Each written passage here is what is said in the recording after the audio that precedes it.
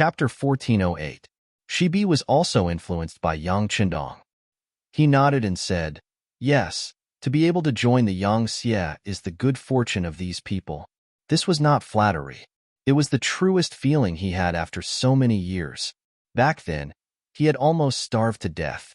But now, what he ate, what he wore, and what he lived in, which part of it was not satisfactory. It was because of this truest feeling that he wanted more Mongols to be like him. At least, they would not have to worry about food anymore.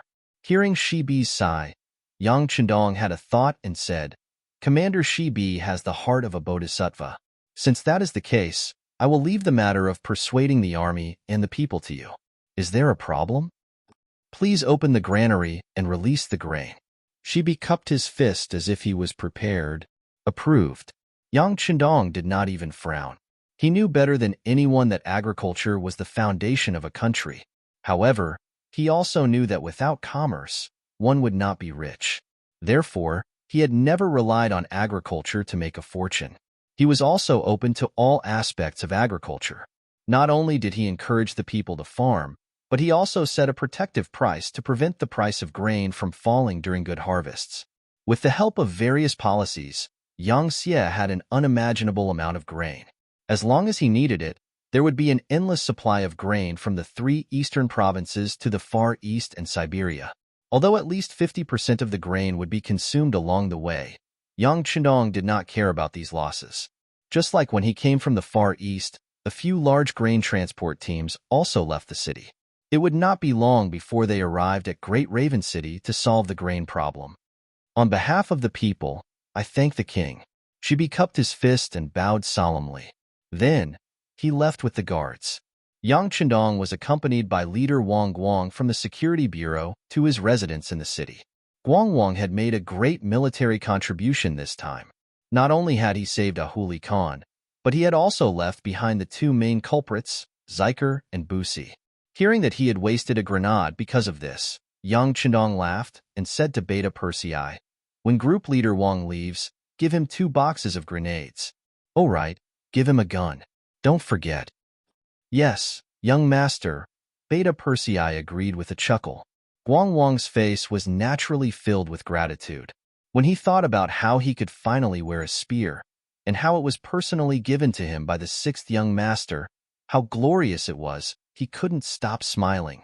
From Wang Guang, Yang Qindong had a clearer understanding of the situation in Great Wu City. "Oh, according to you, Ahuli is a talent. Then I'd like to meet him. Group leader Wang, please make the arrangements." "Yes." Wang immediately gave a military salute, then waved his hand to call over a team member and gave him a few instructions. Yang Qindong's residence in Great Wu City was where Ahuli used to live. The area was not small, and there were 5 courtyards. However, the things inside were too simple and crude. It could be seen that this Mongolian tribe was really poor. Even the Khan's living conditions were like this. While he was admiring the courtyard that didn't have many things, Ahuli was brought to the courtyard by the Black Cavalry. When Yang Qindong turned his head, the first thing he exclaimed was that Ahuli was a tiger general. He was almost 8 feet tall, and his arms were long. It was just that he didn't know if his arms reached his knees. Sinner General Ahuli greets King Wunan of Damyang. He had already heard a lot about Yang Qindong's deeds from Wang. As soon as he saw him, he willingly knelt on the ground. The stronger one was, the more they admired the strong. Clearly, in Ahuli's eyes, Yang Qindong was the strongest of the strong. When he saw Ahuli standing upright even though he was kneeling, and was even taller than some people who were squatting, Yang Qindong couldn't help but sigh. It was a waste not to lead troops with this kind of figure. "Yes, you are Ahuli, the Khan of this Mongolian tribe? Bugnam of Gojoseon, don't humiliate Sinner General. In your eyes, how could I dare to be called Khan?" Ahuli had already heard from Guang that the King Wunan of Damyang in front of him had the title of Heavenly Khan. It was he who led the army to defeat the Walla and the Tartar Mongol branch. Speaking of which, who knew how much stronger they were? In the eyes of such people, his position as the great Khan looked so laughable. Haha. Yang Qindong admired Ahuli's ability to read the situation. It was because of this that he asked, "Ahuli, If this king allows you to lead troops to expand your territory, would you be willing? Ahuli, who was kneeling on the ground, suddenly raised his head. His eyes widened in disbelief as he said, Bugnam of Gojoseon allows me to lead troops, but I am a sinner general. What about sinner general? I won't hide it from you. At least half of the 5-star army is made up of sinner generals. However, ever since they joined the army, their performance has improved. Now, the highest is already a commander. That's right. He also has half of your Mongolian bloodline. This person is in the city. If you have the chance, you can go and talk to him. Yang Chendong thought of parting ways and said with a smile. Hearing that there was someone like him, Ahuli was immediately interested. Bugnam of Gojoseon, the sinner general wants to meet with this person and talk to him before making a decision. Is that possible? Of course. Min, take him to parting ways. Tell him that this king said so. Tell Commander Parting to tell him everything he knows. Yang Chendong did not intend to force Ahuli to become a commander. A forcibly picked melon would not be sweet. If Ahuli still wanted to govern a place after meeting Parting Ways, then he would let him leave the army and start as a small official. The Yang faction had developed to this point, and both the number of generals and civil officials had greatly increased.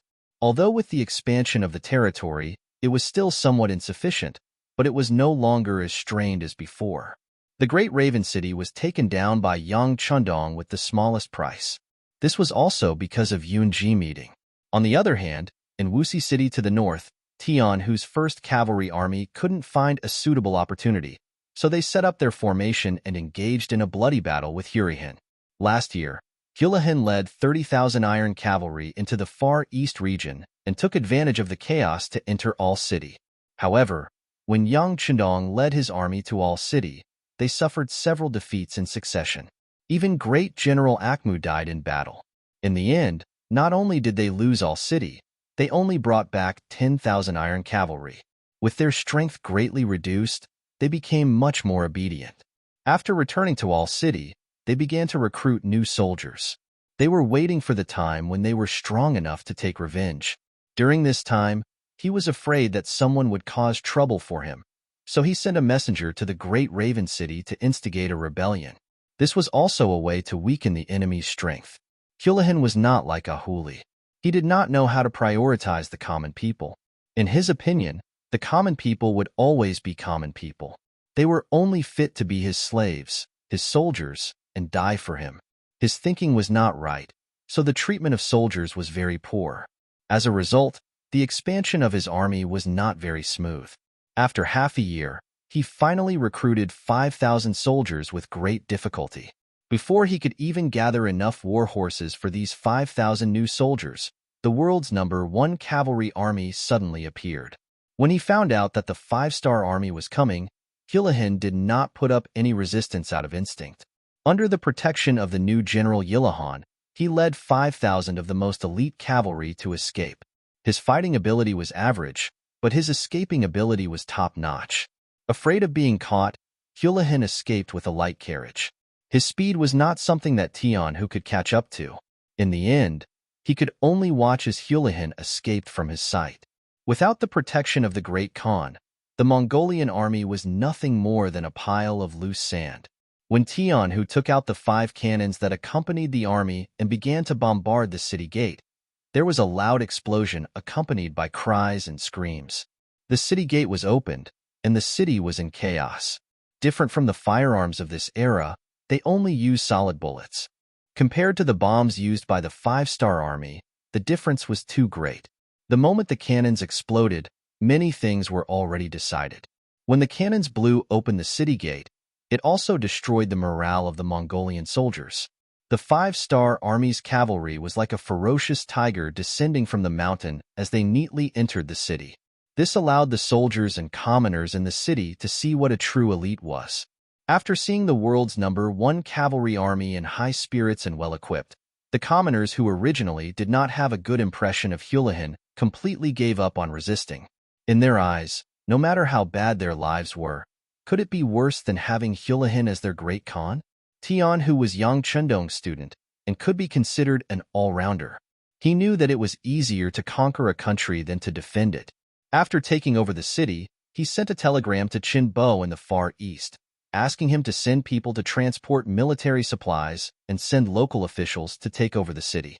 At the same time, he calmed the hearts of the commoners and did the same thing as Yang Qindong, opening up the granaries to the commoners.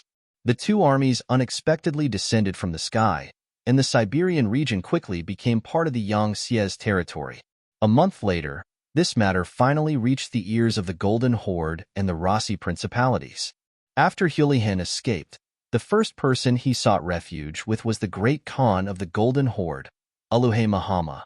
Genghis Khan's descendants had established 4 khanates, namely the Golden Horde, also known as the Kipchak Khanate, the Chagatai Khanate, the Ajadai Khanate, and the Ili Khanate.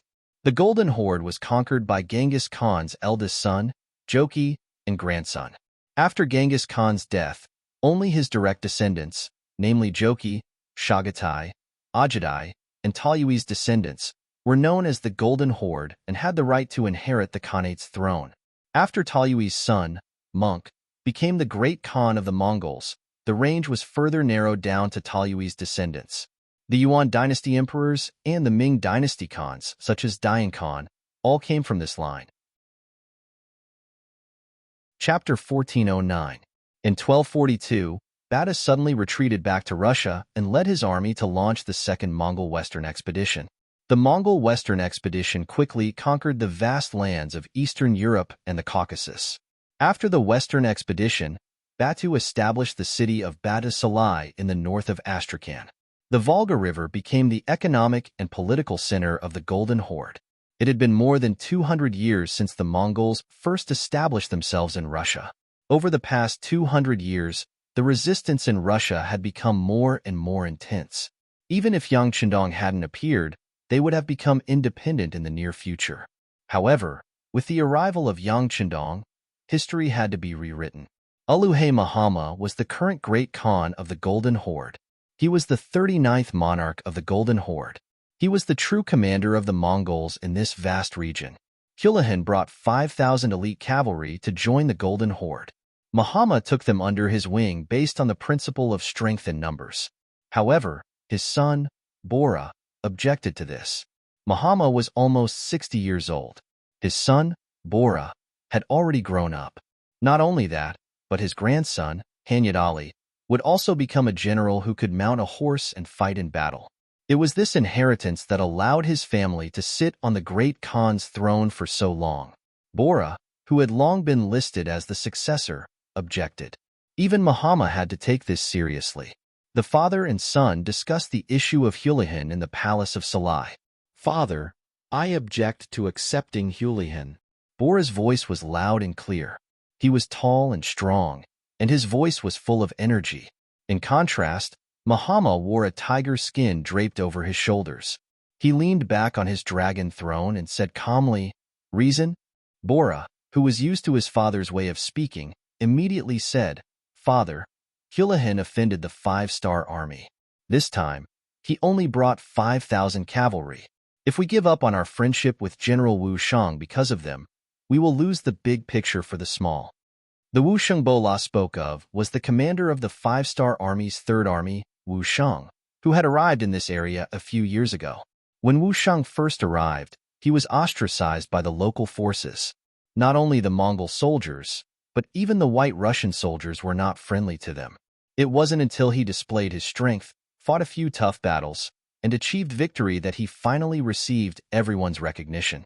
But even so, due to the short time they had spent in the Golden Horde and the long journey, it was difficult for them to obtain the support of the Yangtze headquarters.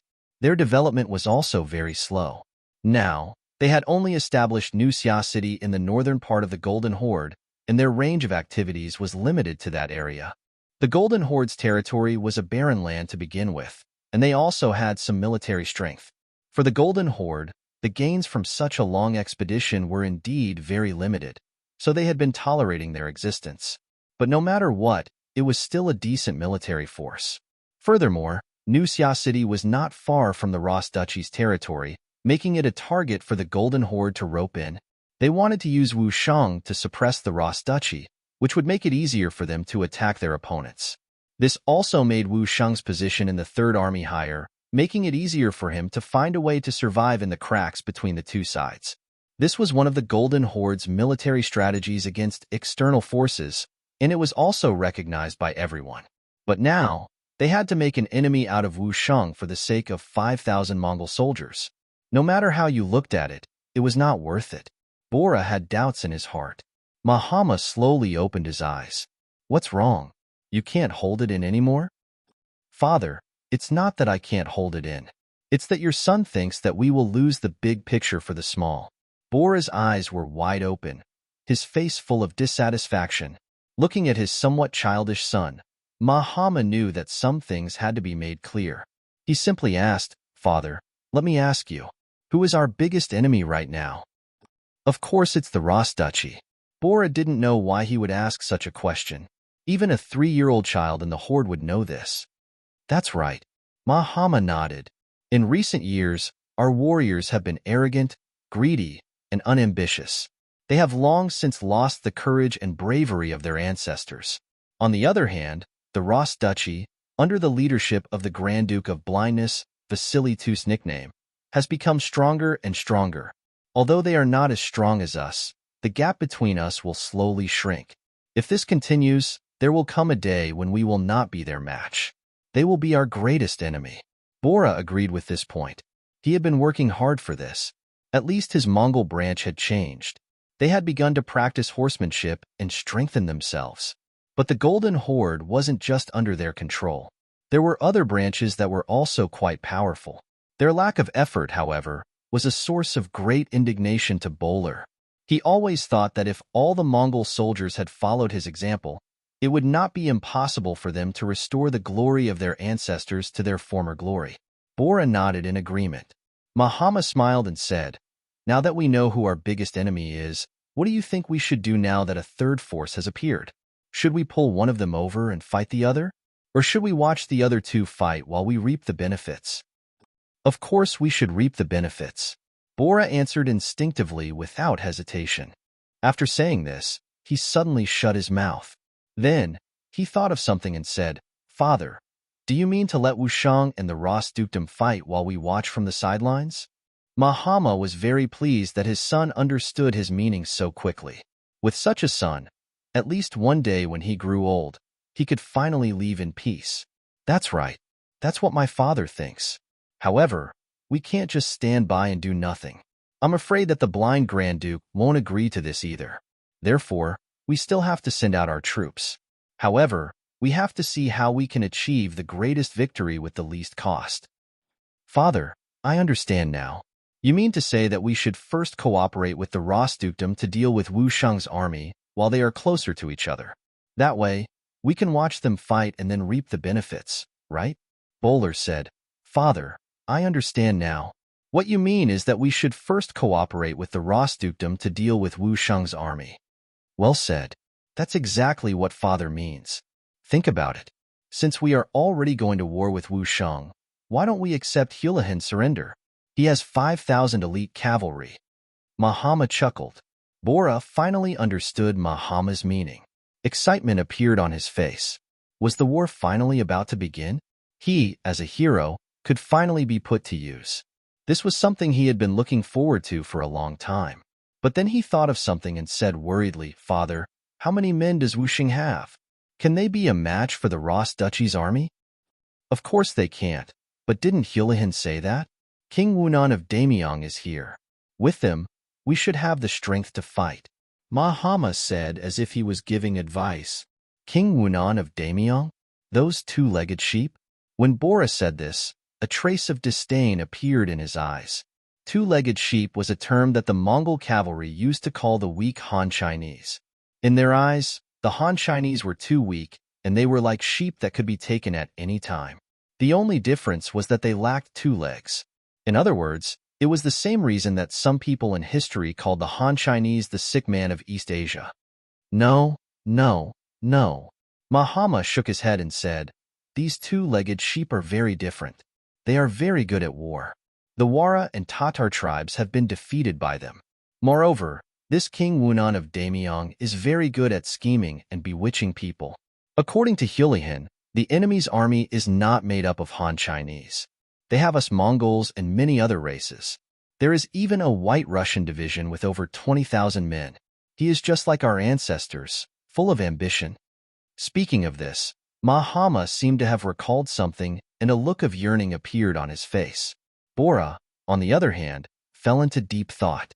It could be said that he understood his father very well. This Wunan Wang of the great Ming dynasty could be valued by his father so much. It could be seen that he was not an ordinary person. However, the more it was like this, the more he wanted to meet this person. He did not believe that a two-legged sheep could go against the heavens. Bora was convinced by his father, and the matter of Hulahin's defection became a matter of course. The next step was to send a message to the Ras duchies, stating that they detested General Wu Shang and the Han army in Nuxia City. This was originally their world, and even if there was a battle, it should be decided between them, not an outsider. In addition, there was news that the master behind Wu Shang, King Wunan of Damyang, had led an army from afar. In order to prevent them from becoming stronger after meeting, it was time to eliminate this armed force. The capital of the Rossi principalities. Vasily II, the Grand Duke of Moscow. Because he was blinded, his vision was extremely limited, and he was nicknamed the Grand Duke of Blindness. During Vasily II's reign, almost all the independent feudal territories within the Grand Duchy of Moscow were abolished. The independence of the Republican city-states of Novgorod, Vyatka, and Pskov was weakened. History said that he did a lot of preparatory work for Ivan III Vasilyevich to unify Russia. He was an extremely capable talent in troubled times. The letter sent by Mahama was already in the hands of the Grand Duke of Blindness. After he learned the contents of the letter, he summoned a group of officials to discuss specific military matters. Among them was the extremely famous Ivan the Great in Russian history. In 1440 AD, the second son of Vasily II, the Lord of the Grand Duchy of Moscow, was born. Vasily II's first son, Yuri, died at an early age, so Vasily II placed a lot of hope on this child. According to the suggestion of the Archbishop of the Moscow Principality, the child was named Ivan, which later became Ivan the Great. Chapter 14:10. His son Ivan, his generals Boris, Pyotr, Sergei, as well as Maxim from Novgorod, Turgenev from Vyatka, and Vanya from Pskov were involved in the meeting. The first thing the blind duke did was to announce Mahama's letter to the public. After that, he sat there quietly. He knew that after reading the letter, his subjects would definitely have something to say. As expected, after the letter was passed around, one of the generals, Sergei, was the first to speak. Grand Duke, this is a good thing. As long as we occupy Nuxia City, it will be equivalent to expanding our influence. This will be a great boost to our duchy and our Russian independence. Previously, they were afraid that the Mongols would suddenly interfere when they made a move on New Summer City. Now that the Mongols had the same idea and no longer had any concerns, it was time to make a move. Yes, we agree. Maxim and the others immediately voted in favor. Under the pressure of the blind Grand Duke, the power in their hands was getting smaller and smaller. If there was a chance to expand their influence, it would be a great opportunity to develop their strength. Naturally, no one wanted to miss out on something beneficial. After a while, several people spoke. Only Supreme General Boris and Ivan remained silent. They seemed to be thinking about something. The blind Grand Duke didn't hear them say anything, so he knew that they must have other ideas. He took the initiative to ask, Ivan, what do you think? Father-in-law, I don't have any ideas. Everything will be done according to everyone's wishes. Ivan raised his head. His voice was calm, but in his heart, he was somewhat unwilling. As early as when Wu Shang first appeared here with the new army, Ivan had already dealt with them. At that time, Wu Shang had received Yang Chundong's order to help the Rossi Duchy resist the pressure of the Golden Horde to the best of his ability.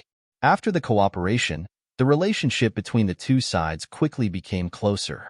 It was also from then on that Ivan gained a better understanding of this Han army called the Five-Star Army. This army was well-equipped and well-trained. They fought in a methodical manner. Many of their advanced military concepts were often eye-catching. Furthermore, they often cooperated with each other to deal with the military oppression of the Mongol army. Gradually, Ivan began to have thoughts of using them for his own purposes. For this reason, Ivan made a heavy promise. He said that as long as Wu Sheng was willing to lead the army and surrender to him, he would become one of the great generals of the Ross Duchy in the future.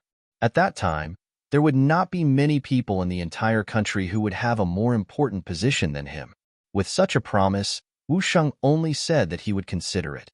At that time, Ivan was still full of confidence, but after several years, he still did not receive an answer, so he knew that the other party was tactfully rejecting him. Although Ivan was puzzled by this, he had never given up on the idea of making the other party surrender. In his opinion, the five-star army was too far away, and there were many things that were beyond his reach. As long as he sincerely invited them, they would definitely be moved by his sincerity. However, the situation hadn't come to a conclusion yet. The main force of the five-star army had actually arrived as reinforcements. This made him completely lose all hope of getting the other party to surrender. It was inevitable that he would feel disappointed, but he was a determined person after all. Since this path did not work, he would not think about it anymore. It was just a pity for a talent like Wu Sheng. Right, the main force of the five-star army had arrived. He heard that his master, King Wunan of Damyang, had also come. If that was the case, would Wu Sheng realize his prowess after he defeated this opponent? Would it be possible for him to come under his banner? Unknowingly, Ivan was filled with anticipation for young Qindong's arrival. He wanted to see what kind of ability this person had to be able to make a valiant general like Wu Sheng work for him. Now that Ivan had expressed his stance, only great General Boris was left. This was a person that even the blind duke respected greatly. It wasn't an exaggeration to say that this person's words could sometimes be compared to several people, especially when it came to military matters. He had the ability to keep his word. After asking Ivan, Boris knew that it was time for him to express his stance. He summarized his thoughts and said, "Speaking of the Han army in New Summer City, they can't be considered our friends anymore. Although they helped us fight a few battles with the Mongol army a few years ago and played a big role, as the Mongol army gradually restrained their blade rays and we continued to grow stronger, they didn't do anything for us anymore. Dealing with them is something that should be done." This meant that he agreed, but everyone knew that Boris didn't finish his words. He must have something else to say. Sure enough, Boris continued to express his stance. This time, the Mongol Khan made his stance clear and decided to make a move on New Summer City. Moreover, he intentionally sent us away. This clearly means that he wants to borrow our hands to deal with Wu Sheng. Moreover, I heard that Wu Sheng's master is about to arrive. If we act rashly and fail, countless variables will appear in the outcome of this matter. This is very disadvantageous to me. You should know that King Wu Nan of the Great Ming Dynasty was able to build a 20,000-strong White Russian army. This is enough to prove that this person has some means. Otherwise, why would our people risk their lives for him? Either we don't make a move against such an opponent, or if we do, we have to beat them until they have no choice but to retreat from this area. Well said. Great General Peter echoed loudly. This King Wunan of Damyang actually dares to build a White Russian army and use our people to fight. Does he really think that we don't exist? This kind of person needs to be taught a lesson. After everyone reached a consensus, a smile appeared on the face of Grand Duke Blindness, who was sitting at the head of the table. Well, since no one raises any objections, this matter will be handed over to General Boris. Everyone has to cooperate with him unconditionally. This is also a very important step in our expansion. We must win, and we must not lose. Yes, Grand Duke. Everyone at the meeting loudly agreed. Thus, a large net was spread out to target Wu Sheng in New Summer City. New Summer City. It was originally an abandoned White Russian tribe's old site. But ever since Wu Sheng brought the New Summer Army here, he had begun to rebuild it. Taking into account the raw materials, although the city wasn't very big, it was still enough to support 200,000 to 300,000 people. Standing in the courtyard, Wu Sheng's face had a hint of vicissitudes of life. He stood straight and seemed to be thinking about something. If one paid attention to him, they would notice that his expression would occasionally become somewhat agitated. Sometimes he would frown deeply, as if he was thinking about some difficult problem. Needless to say, he was happy. There was already news that the sixth young master had set out from Siberia and was heading towards him. When he thought about how he hadn't seen the sixth young master for 9 years, the longing in his heart grew stronger.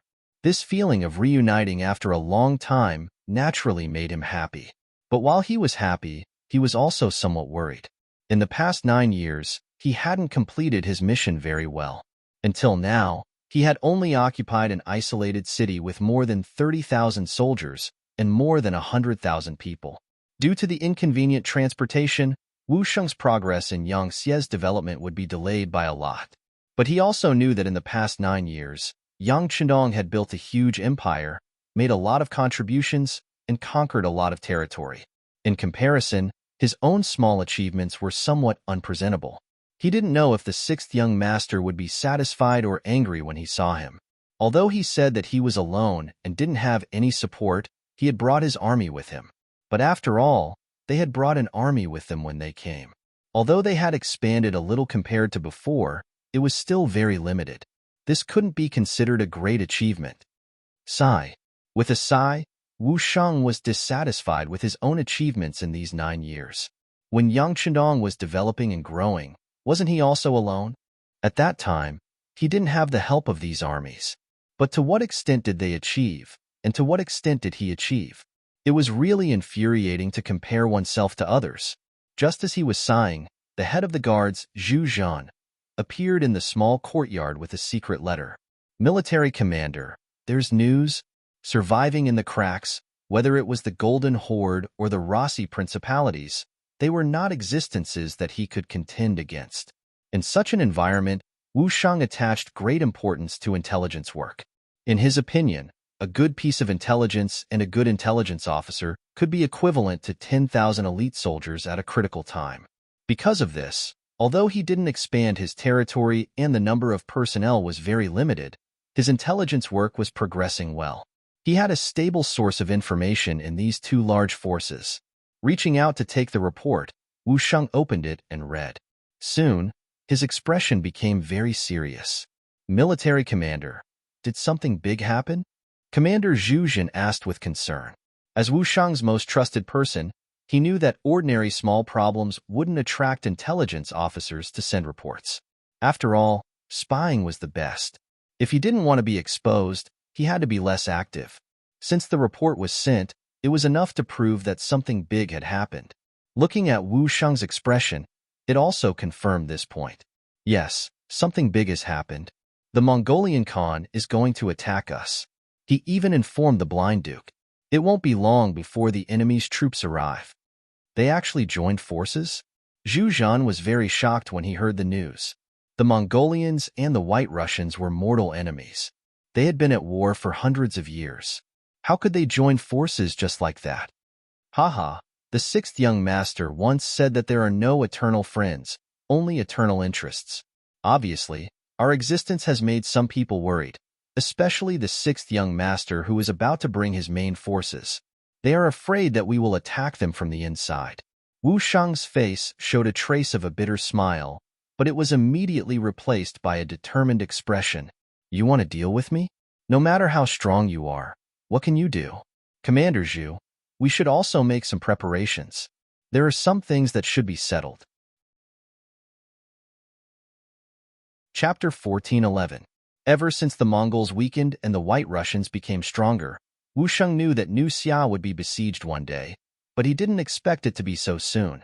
Presumably, it had something to do with the sixth young master's imminent arrival. If it was in the past, Wu Sheng would have considered bowing to one of the powers in exchange for some space to survive. But now, the sixth young master was coming. He should make some achievements for the world to see. He had endured humiliation for so many years, and it was time to show his sword. Zhu Zhan was also excited at this moment. Was the army commander finally going to fight a big battle? This was great. As a soldier, war was the best platform to show one's worth. He must seize this opportunity. Next, under Wu Sheng's signal, the whole New Xia became busy. The commoners were persuaded to leave one after another. They were advised to find a safe place and return only after New Xia City was completely safe. The army also began to mobilize before the war. But anyone with a mind and knowledge could feel that this was going to be a big battle. For a moment, everyone became nervous, afraid, and excited. It didn't take long for the Grand Duke of Blindness to hear about what happened in Xia City. When he heard that Xia was ready for war, he knew that the news must have been leaked. But he couldn't figure out whether the person who leaked the news was from the Golden Horde or his own men. He only knew that some things needed to be done quickly. He sent for his son, Ivan, to inform him of the situation. Then he asked, "How is the army's preparation?" "Father-in-law, the time is still too short. If the army is to be assembled and ready, it will take at least 10 to 15 months. Ivan didn't expect Wu Sheng to get the news so quickly. His face couldn't help but turn ugly. "No, it's too long. We can't wait. How about this? Isn't Kashgar the closest to Xia? Let's mobilize troops from there first. In a while, take my order to Beojul and send troops from there. Don't ask to take the city immediately, just entangle their main force." The blind duke shook his head. The opportunity was fleeting. Since the enemy was already prepared, they couldn't wait any longer. Otherwise, the situation would change even more as time passed. Bowler also knew that his father-in-law was right. He was also worried that the Han reinforcements wouldn't arrive as time passed. If that was the case, then it would be troublesome. He immediately gave the order to go. At the same time that the Ross Empire made the decision, the Golden Horde also sent a light cavalry of 30,000 men from the northernmost Beojul to Xia. The two armies, one in the west and one in the south, vowed to destroy Wu Sheng and Xia. During this period of time, the evacuation of the civilians in the city was basically completed. When Wu Sheng saw that there were no longer any civilians on the originally bustling streets, he knew that it was time to abandon the city. That's right, Wu Sheng had never thought of defending New Summer City to the death. Otherwise, he wouldn't have sent the commoners out of the city.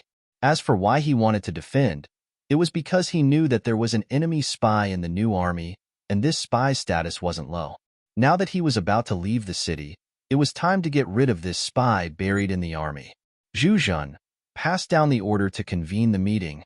The Third Army was originally the Yangtze's trump card. The soldiers under its command were the earliest Lungfeng soldiers. However, they hadn't received the support of a single Yangtze soldier for 9 years. Now, the army was in chaos.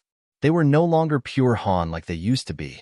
Apart from the Lungfeng's 3rd Division, which was still made up of Lungfeng soldiers, the 1st, 2nd, and 3rd Divisions were made up of young men from Mongolia and Russia. Apart from these 4 divisions, there was also the Nuzan Cavalry Division under the command of the Third Army. In the large tent, Wu Sheng sat at the head of the table. Below him stood the 3rd Division's Division Commander Chun Yang, and the Nuzan Cavalry Division's Division Commander Yi La. Below them stood the 1st Division's Division Commander Min Fu, the 2nd Division's Division Commander Luo Rue, and the 3rd Division's Division Commander Dan Shi.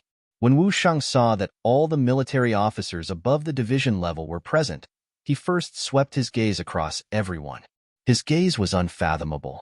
"Ladies and gentlemen, we have received intelligence that the Rossi Duchy of the Golden Horde has sent an army to our Xia city. In line with the principle of saving the people and losing the land, I have decided to abandon Xia city and leave this place." What? When he said this, the 5 division commanders were shocked. Obviously, this was the first time they had heard this news. Wu Sheng sat at the head of the table and saw everyone's reaction. Especially when he saw the 3rd Division's Division Commander Dan Shi, he sneered. After a long while, the 5 division commanders stopped their discussion and looked at Wu Sheng. They wanted to continue listening to their commander. They also wanted to ask, since they were not going to defend the city, why did they still dig a horse trap outside the city? What was the use of doing these useless things? Wu Sheng had already guessed what everyone was thinking. His lips moved and he said, "I know that everyone must have a lot of questions. Well, I will explain it to you. Division Commander Dan, you say it." Dan Shi, the 3rd Division's division commander, was suddenly called out. This made him, who was already nervous and had an ugly expression, tremble uncontrollably. When he noticed that everyone was looking at him, he knew that he had to open his mouth. He pretended to be confused and said, "Military commander. Why? I don't know either." "Oh, you still don't know? Don't you always tell the great Khan of the Golden Horde about our 3rd Division's actions? Why are you saying that you don't know now?" Wu Sheng said with interest. The moment Wu Sheng's words fell, Dan Shi's expression changed drastically. He instinctively wanted to draw his saber, but Zhu Zhen, who had been watching him from the side, was one step faster than him. He grabbed Dan Shi's right arm and restrained him with a twist of his arm. He didn't forget to say, "What's wrong, Division Commander Dan? Are you going to reveal your true intentions?"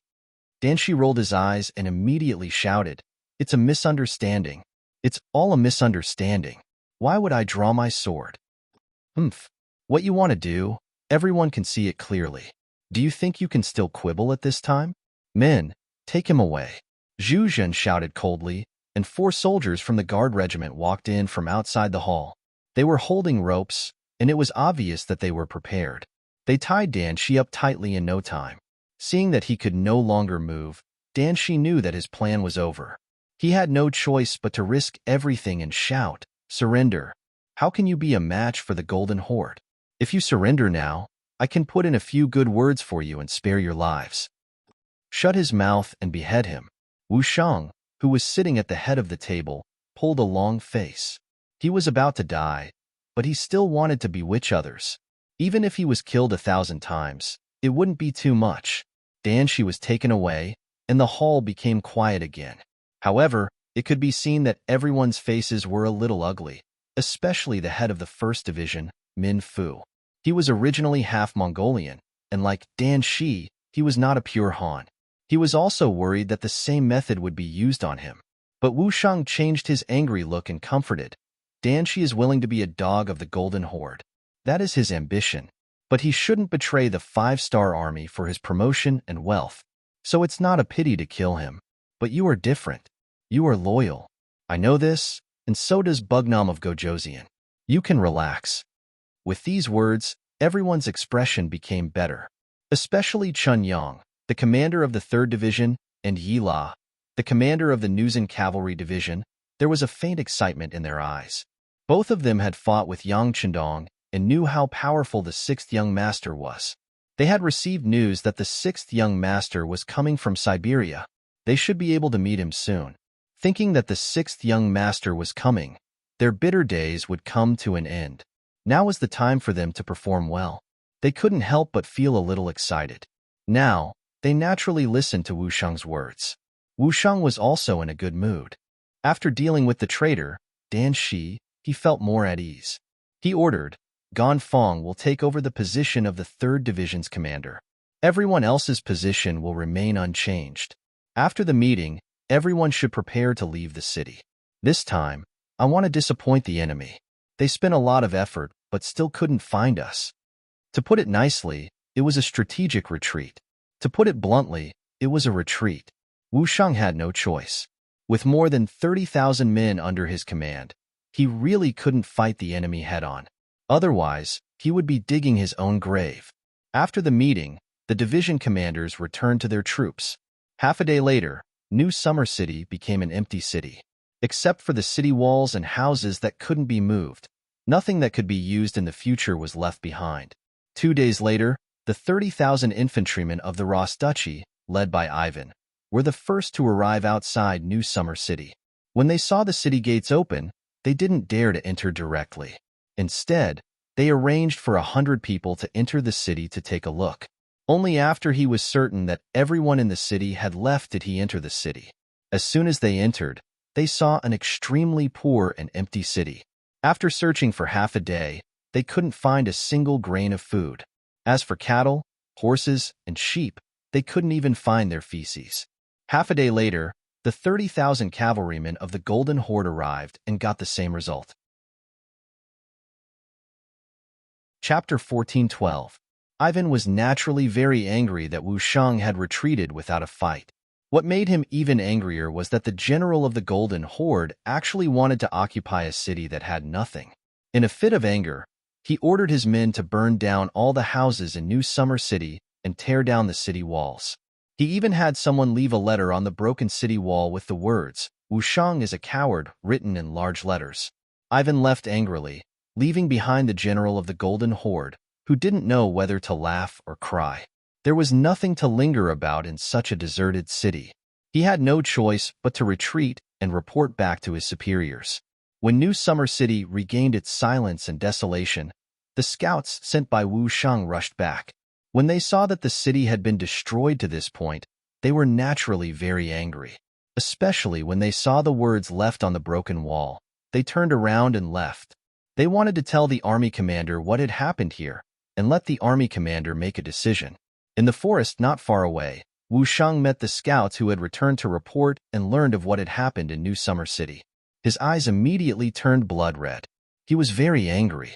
The destruction of the city meant that his years of hard work had been destroyed. How dare they call him a coward?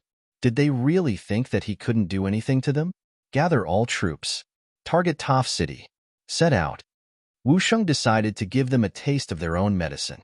Although he didn't have the strength to attack a strong city, he had no problem dealing with a few small cities in the Ross Duchy. As long as he was fast enough and retreated in time, there shouldn't be any problems in terms of safety. The army commander made the decision.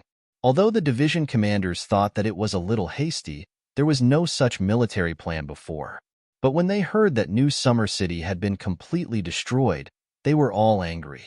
No one tried to persuade the army commander, so they decided to take revenge. Toph City was about the size of a county. It was the northernmost city of the Ross Duchy. There were no more than 1,000 soldiers stationed here, and only about 20,000 civilians. A small city like this had neither resources nor wealth. Very few people would take a fancy to it. Therefore, when Wu Sheng appeared outside the city with more than 30,000 cavalrymen and entered the city without much effort, the people here either ran or fled. Those who couldn't escape would simply close their doors and hide in their homes, not daring to make a sound. Only a few people were injured, and they were injured by the Ross Empire's muskets. However, they were able to take over Toph City. This made Wu Sheng and the others feel less angry. Seeing that it was getting late, they decided to rest here for the night. They would also rob the city's storage of food and leave the next morning. It had only been one night, and there was no prior plan for this operation. Presumably, even the Russian Empire would not be able to find out about his goal. Wu Sheng, who was very confident about this, found a relatively large courtyard and went to sleep. In the middle of the night, the sound of galloping horses could be heard. The head of the guards, Zhu Zhan, pushed open the door and entered. He said with a panicked expression, "Military commander, something bad has happened. There are many people outside the city, and they have surrounded us." "There's such a thing?"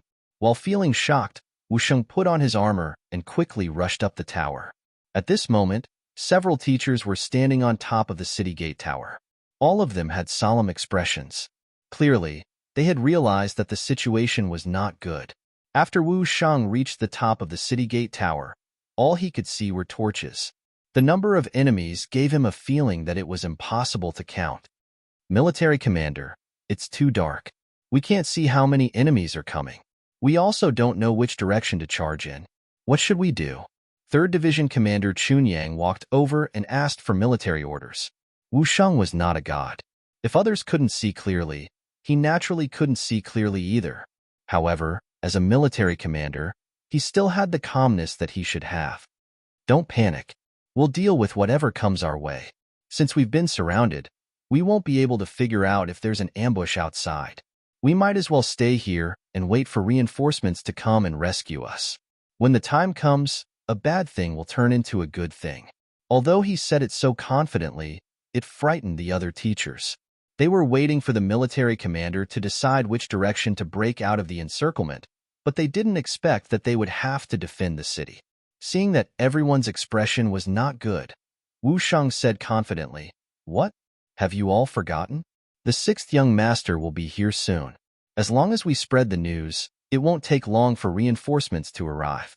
We are no longer homeless children, rootless duckweeds." "Yes, yes." Chunyang nodded. "Then we'll defend the city. There's a lot of food in the city. We can hold on for a while until the 6th young master arrives. That will be the time for us to take revenge." Division Commander Yi Dai was also excited. As high-ranking officers who joined the 5-star army early on, they all treated Yang Chendong like a god. It was as if as long as the 6th young master arrived, there was nothing that couldn't be solved. Since the 2 teachers had expressed their opinions, the other 3 teachers couldn't say anything. Although they didn't know why everyone was so confident, the discipline in the 5-star army was strict. Once the military commander gave an order, everyone had to follow it. Otherwise, they would be beheaded. Seeing that everyone agreed, Wu Sheng said, "If that's the case, then send someone out to deliver the message. We have to inform the 6th young master as soon as possible." Is Vice Division Commander Lu Dai here? I am here. The Deputy Division Commander of the Nuzhen Cavalry Division, Lu Dai, stepped forward. "The 6th young master knows about you. This time, you'll be the one to deliver the message. Don't worry, you'll only take a few people out. They'll only treat you as a decoy and won't chase after you.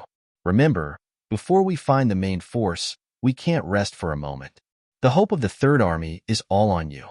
Wu Sheng walked up and patted Lu Dai's shoulder. Yes, Lu Dai felt a lot of pressure.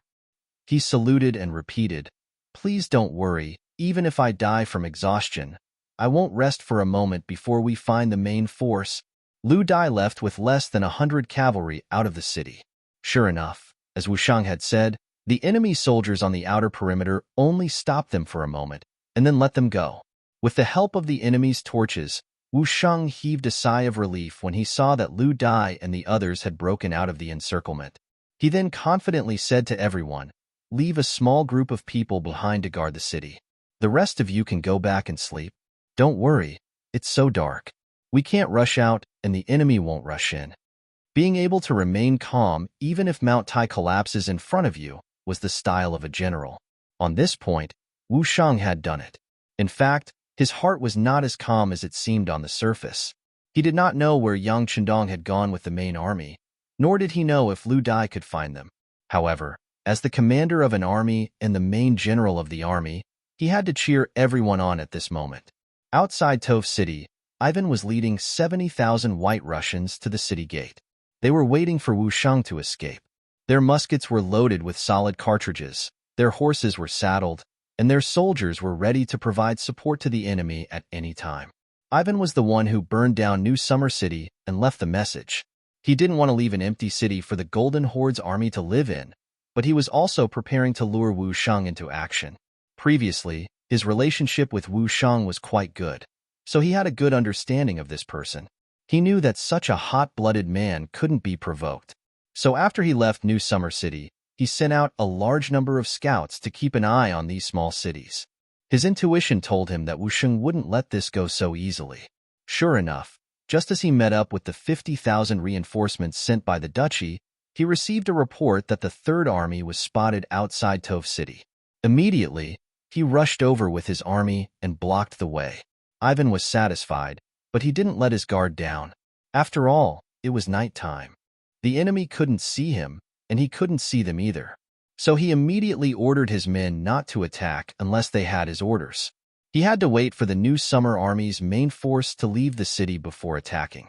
Because of this order, Lu Dai and his cavalry weren't troubled too much when they left. But after half a day, they still didn't see any movement in the city. This time, General Shigao was suspicious. "Gongzi, could it be that Wu Sheng who escaped just now?" "Impossible." Without any hesitation, Ivan said with certainty, "Wu Sheng is a man with a strong sense of pride. Running away from a battle is not something he would do." Because they were once friends, he dared to say this with confidence. Although he didn't know what Wu Sheng was thinking, he was confident that there would be a bloody battle between the two of them. The next step would be to see who was more powerful. The night passed just like that. Compared to the 5-star army, the White Russian army outside the city was much worse off. They had to be on guard against the people in the city escaping, so they didn't sleep much. So when the sun rose, the White Russian army didn't have the energy to immediately charge. When the sun rose, Wu Sheng, who was on the city wall, saw the White Russian army's true strength.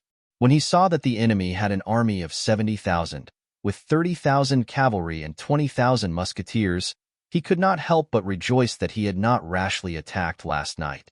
Otherwise, who knew how many soldiers he would have lost when the musketeers fired in the night? After seeing the enemy's true strength, Wu Sheng knew that this was going to be a tough battle. He placed all his hopes on Lu Dai, who had gone out to report the situation. As for himself, there was only one thing he had to do, and that was to set up a trap. For example, the White Russian army didn't immediately attack the city. This was what he wanted. He ordered his soldiers to defend the city well. There was no need to provoke the enemy. Then, he went to check the city's warehouse. He had to calculate carefully to see how long the city's rations could last and how long he could last. He also wanted to see how much kerosene, wooden sleepers, and bows were left to defend the city. If they weren't complete, he would have to demolish the houses in the city. Chapter 14:13. A country may be big, but a warmonger is bound to die. At this time, although the Yang faction was incomparably powerful, the pace of expansion was a little too fast. Just the external forces alone were divided into three. Along the way, there were battles between the Ili region and several other countries. Hundreds of thousands of cavalrymen and infantrymen were mobilized there. Just the amount of food needed to feed the men and horses every day was not a small number, not to mention the fact that there were always deaths in war. Those who were injured needed money to be treated, those who died needed money to be buried, and those who died needed to be compensated. The second front was the sea. There were hundreds of thousands of soldiers, hundreds of ships, and thousands of cannons. Every time they fought, the amount of ammunition used was not small. Along the way were 100,000 cavalrymen, 1,000,000 peasants, and a steady stream of people from all over the world who were marching towards the Golden Horde from Siberia. The road was rugged, the distance was long, and the consumption was astronomical. Over time, it would form a considerable pressure on the finances. Fortunately, the Yang faction had a vast territory, and most of the provinces were already on the basis of self-sufficiency. They could effectively support the Yang faction headquarters. If it were any other dynasty, they probably wouldn't have been able to hold on. Even so, in the long run, it would be a burden on the finances. Yang Chendong knew this. When he led the troops into the Liaodong region, he made the decision to fight as quickly as possible. While there were disadvantages, there were also advantages. For example, when the navy attacked the cities, they seized a large amount of wealth and transported it back to Chichen City. There were not only gold and silver, but also a large number of minerals that Yangtze needed. This income had exceeded the cost of the navy. This was a good start, and it also made many people in Yangtze realize how useful the sea could be. It was because of this that no one openly questioned Yang Chendong's expansion. Even if someone said something, he might not care, and it would not affect the morale of the army. But it was good that nothing happened. There was also the silver mining in Shaowei province that was starting to show results. As more and more silver mines were discovered, the mining team mobilized hundreds of thousands of people. The amount of silver mined every day was not a small number. For this reason, Yangtze's treasury was greatly supported, and the pressure of needing money was not as great. As Yang Chendong thought about this, a smile appeared on his face. He had just received a piece of news that made him happy through the telegram. Feng Ke's research team in Crimson City, after he went back to teach them last time, had finally rushed out the first true steam engine. This was all thanks to the engine prototype that Yang Chendong had proposed, and after pushing it back, the experiment was finally successful. Historically, in 1679 AD, the French physicist Denis Barbin built the first working model of a steam engine after watching steam escape from his pressure cooker. His contemporary, Samuel Moran, also proposed the idea of a steam engine.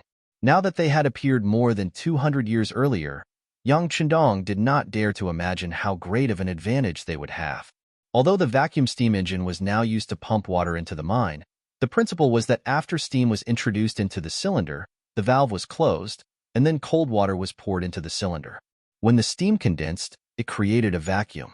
The air pressure on the other side of the piston pushed the piston. In the mine, a rod that went deep into the shaft was connected to drive a pump. The movement of the steam engine's piston was transmitted through the rod to the pump's piston to pump water out of the well. But no matter what, there was still a steam engine. If there was one, there would be two. He saw hope. To the people of the future, this thing was not complicated. To put it bluntly, a steam engine needed a boiler that boiled water to produce high-pressure steam. This boiler could use wood, coal, oil, natural gas, or even combustible garbage as a heat source. The steam expanded to push the piston to work. Once the steam engine technology matured, it was widely used in power stations, factories, locomotives, ships, and other fields. It was especially used on warships as the only prime mover at that time. After the telegram was sent, Yang Chendong was excited and happy for a while. He knew that with the steam engine, whether it was mining or other fields, the efficiency would increase a lot. This was the beginning of real industrial development. He personally wrote a telegram praising the research team led by Feng Ke. He also gave a large reward and a second-class medal to show their merit. Yang Xie had a total of 7 medals, representing 7 different merits. From low to high, they were iron, bronze, silver, gold medals, third class, second class, and the highest level, first-class medal. These medals were not only a symbol of status and honor, but they could also be used to exchange for large amounts of money and land with the Yang faction. In times of crisis, they could even save one's life and had some of the effects of the death exemption medal. This was a good thing that everyone in the Yang faction wanted, especially a second-class medal. As a second-class medal, it could probably be used to offset any mistakes other than those that committed a rebellion. This was the first time such a medal was issued, and Feng Ke was the first recipient. It was clear that Yang Chendong valued him highly. It was also clear that technology was the #1 development force. Who knew how many people were envious and jealous of him? At the same time, Yang Chendong also asked the other party to build more steam engines and continue to improve them, so that they could be a great help to Yang Xie's development. In a good mood, Yang Chendong, who was riding on the white dragon, had a smile on his face. It wasn't until another telegram was sent in front of him that his good mood was broken. The telegram was sent by the commander of the world's 1st Cavalry Army, Tian Hu.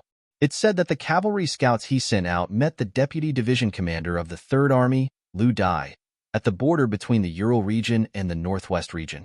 He learned from Lu Dai that the 3rd Army was besieged in Tove City and was waiting for reinforcements. Lu Dai didn't disappoint Wu Shang. He led less than 80 cavalry out of the encirclement and ran for 3 days tirelessly. Along the way, many people fell behind and many died of exhaustion on the way to deliver the message. Finally, when Lu Dai was tired and hungry, he finally met the scouts of the world's 1st Cavalry Army and was able to send the message.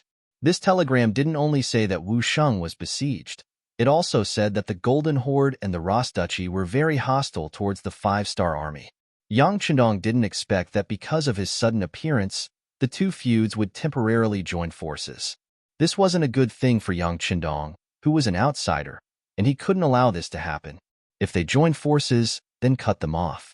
Send a telegram to Commander Tian Hu to rush to Tove City at all costs to save Wu Shang and the other soldiers. At the same time, order my army to speed up. We will quickly give the Golden Horde a fierce blow. Tell them that this king is here. Yang Chendong said with an unfriendly expression. He always believed that if you offend me, I will pay you back. Many times, he even took the initiative to look for trouble. Now, how could he back down just because these two forces joined forces? Moreover, this so-called alliance, in Yang Chendong's eyes, was more of a sign. He didn't believe that they would really care about each other's survival. They probably wanted each other to die early. This was his chance to destroy them one by one. After the telegram was sent, Tian Hu saw the contents and his expression brightened. The world's 1st Cavalry Army hadn't fought a hard battle since the expansion of the Free Division. Now was the time to challenge themselves. As the commander, Tian Hu had always wanted to prove that Yang Chendong's choice was right. This expansion of the army not only greatly increased the number of soldiers, but also the strength of the army. Yang Xie's expenditure on the world's 1st Cavalry Army was worth it. Men, call 2nd Division Commander Lu Duo and 4th Division Commander Su Da. Tian Hu's voice was loud as he looked to the west. At this moment, his heart was filled with fighting spirit. Tove City. 7 days had passed. In these 7 days, Ivan led the White Russian army to attack dozens of times. With the help of the musketeers, the soldiers climbed up the city walls many times, but were chased down by Wu Shang's soldiers. In these 7 days, both the attackers and the defenders had paid a heavy price. Tove City was also riddled with holes and looked like a fragile egg. Especially with the White Russian army's cannons in place, the attack would probably start tomorrow. In history, the reason why Ivan was able to succeed his father and lead the Russians to defeat the Golden Horde and achieve independence was because of the importance of their firearms. Otherwise, in terms of cold weapons, who would be a match for the Mongolian cavalry? At this time, The Rossi Duchy had bought many firearms from the West and had built some factories to develop firearms. In history, they were a military power, but now they were just in the embryonic stage. Even so, under the constant pressure of the Golden Horde, the Rossi Duchy's progress was quite fast. Although their foundation was weaker, in terms of combat strength, they were much stronger than the Great Ming dynasty. This was what it meant when there was pressure, there was motivation. Relying on the flintlock in his hand, Ivan didn't suffer much during the siege, and it was only a 1 versus 2 battle. As the cannons were sent to the front line, one could imagine that the initiative was completely in his hands. As expected of a general, you actually forced me to this point. General Wu, tomorrow I will not hold back. Ivan stared fiercely at Toph City, which was 2 miles away, with his large, spirited eyes. After that, he turned around and left. He admired Wu Sheng and gave him absolute respect, which was to attack with all his might. Even so, he still let Wu Sheng defend the city for 7 days. Ivan could not help but sigh at Wu Sheng's strength. However, he knew that with the appearance of firearms, individual bravery was no longer important. Tomorrow, he would definitely break into the city. At that time, he would give Wu Sheng a chance to return to his side. Otherwise, he would have to kill him. Chapter 14:14. As the future Ivan the Great, he had an extremely firm belief. In his eyes, there were only 2 kinds of people. One was to be used by him, and the other was to be killed by him. It was because of this potential that he was able to create such glory and become the first person to achieve complete independence in the Russian Empire. On the city gate tower of Toph City, Wu Sheng heaved a sigh of relief when he saw the Russian army retreating again before dusk. However, his face did not look relaxed. The Third Army was able to hold on until now only because they were defending the city and Yang Chendong was coming. These gave them the belief to hold on. However, only Wu Sheng knew that the Third Army was already at the end of its rope. The rations in the city were running out, and the soldiers were exhausted after 7 days of continuous fighting. More importantly, they had long lost contact with the outside world. No one knew if Lu Dai had passed the news of them being surrounded to the main army, or even if he had found the main army, no one knew. It could be said that they were holding on because they did not know what was going to happen. Once the city gates were breached, they would be able to breathe a sigh of relief. It would probably be the time for the army to be defeated. Wu Sheng raised his head and looked to the east. There was a glimmer of hope and determination in his eyes. He had already made a decision. If the reinforcements could not arrive in time, he would shed his blood in Toph City to repay Yang Chendong's kindness. This might be the last thing he could do. Commander, the scouts have discovered that the Russian army's artillery has entered the camp. The battle tomorrow will be much more dangerous. The Nuzin Cavalry Division requests to join the battle. Just as Zi Wuxing was lost in his thoughts, Commander Yella walked to his side and gave him a standard military salute before speaking in a decisive voice. The Nuzin Cavalry Division was a group of veterans who had followed Wu Sheng all the way from the first city. At that time, it was only a cavalry division. Later, as the army continued to expand, it was upgraded. In the past 9 years, there were not many veterans left in the division. Most of them had died in the war, but their combat power had never decreased. Soldiers who grew up in the flames of war had always been brave and fearless. It was because of the Nuzin Cavalry Division's combat power that Wu Sheng did not send them up the city gate tower, no matter how difficult it was. Since they were the most elite cavalrymen, of course, they would only be able to display their advantage if they were mounted on war horses.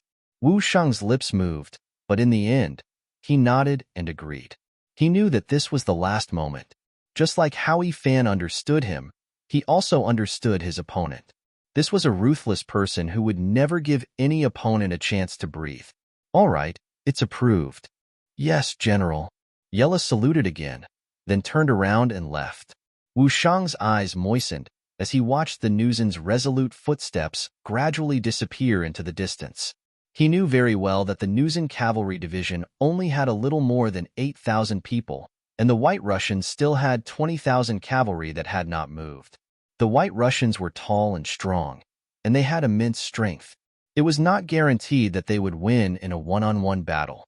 The ratio was close to 3-1, and the outcome of this battle was precarious. However, he had no other choice. If he didn't let the Nuzan cavalry division charge out now, once the city was breached, the advantage of the cavalry would be greatly reduced. That would be a huge loss. Looking at Lu Dai's departing figure, Wu Sheng knew that he might not return this time. His mood instantly became much more downcast. That night, both the Third Corps and the White Russians had a good night's sleep. They knew that the final battle would be tomorrow, and they had to use this opportunity to recuperate and preserve their strength for tomorrow's battle. However, on a mountain path a few hundred li away, a group of 20,000 cavalrymen was galloping quickly with 3 horses each. Under the limited moonlight, the cavalrymen were racing against time. They came like the wind and left like lightning, heading straight for Tove City. The sky was finally bright, and the White Russians outside the city started cooking. Steam rose from the camp, and smoke rose in spirals. In Tove City, Wu Sheng had already changed into a clean set of armor and walked out of the barracks. Last night, he gave the order to take out all the food in the city for the army's breakfast. For this reason, some of the White Russians in the city had their food stored in their homes searched, causing many people to cry. Wu Sheng couldn't care less about this. If these were Han people, he would rather starve to death than steal food from them.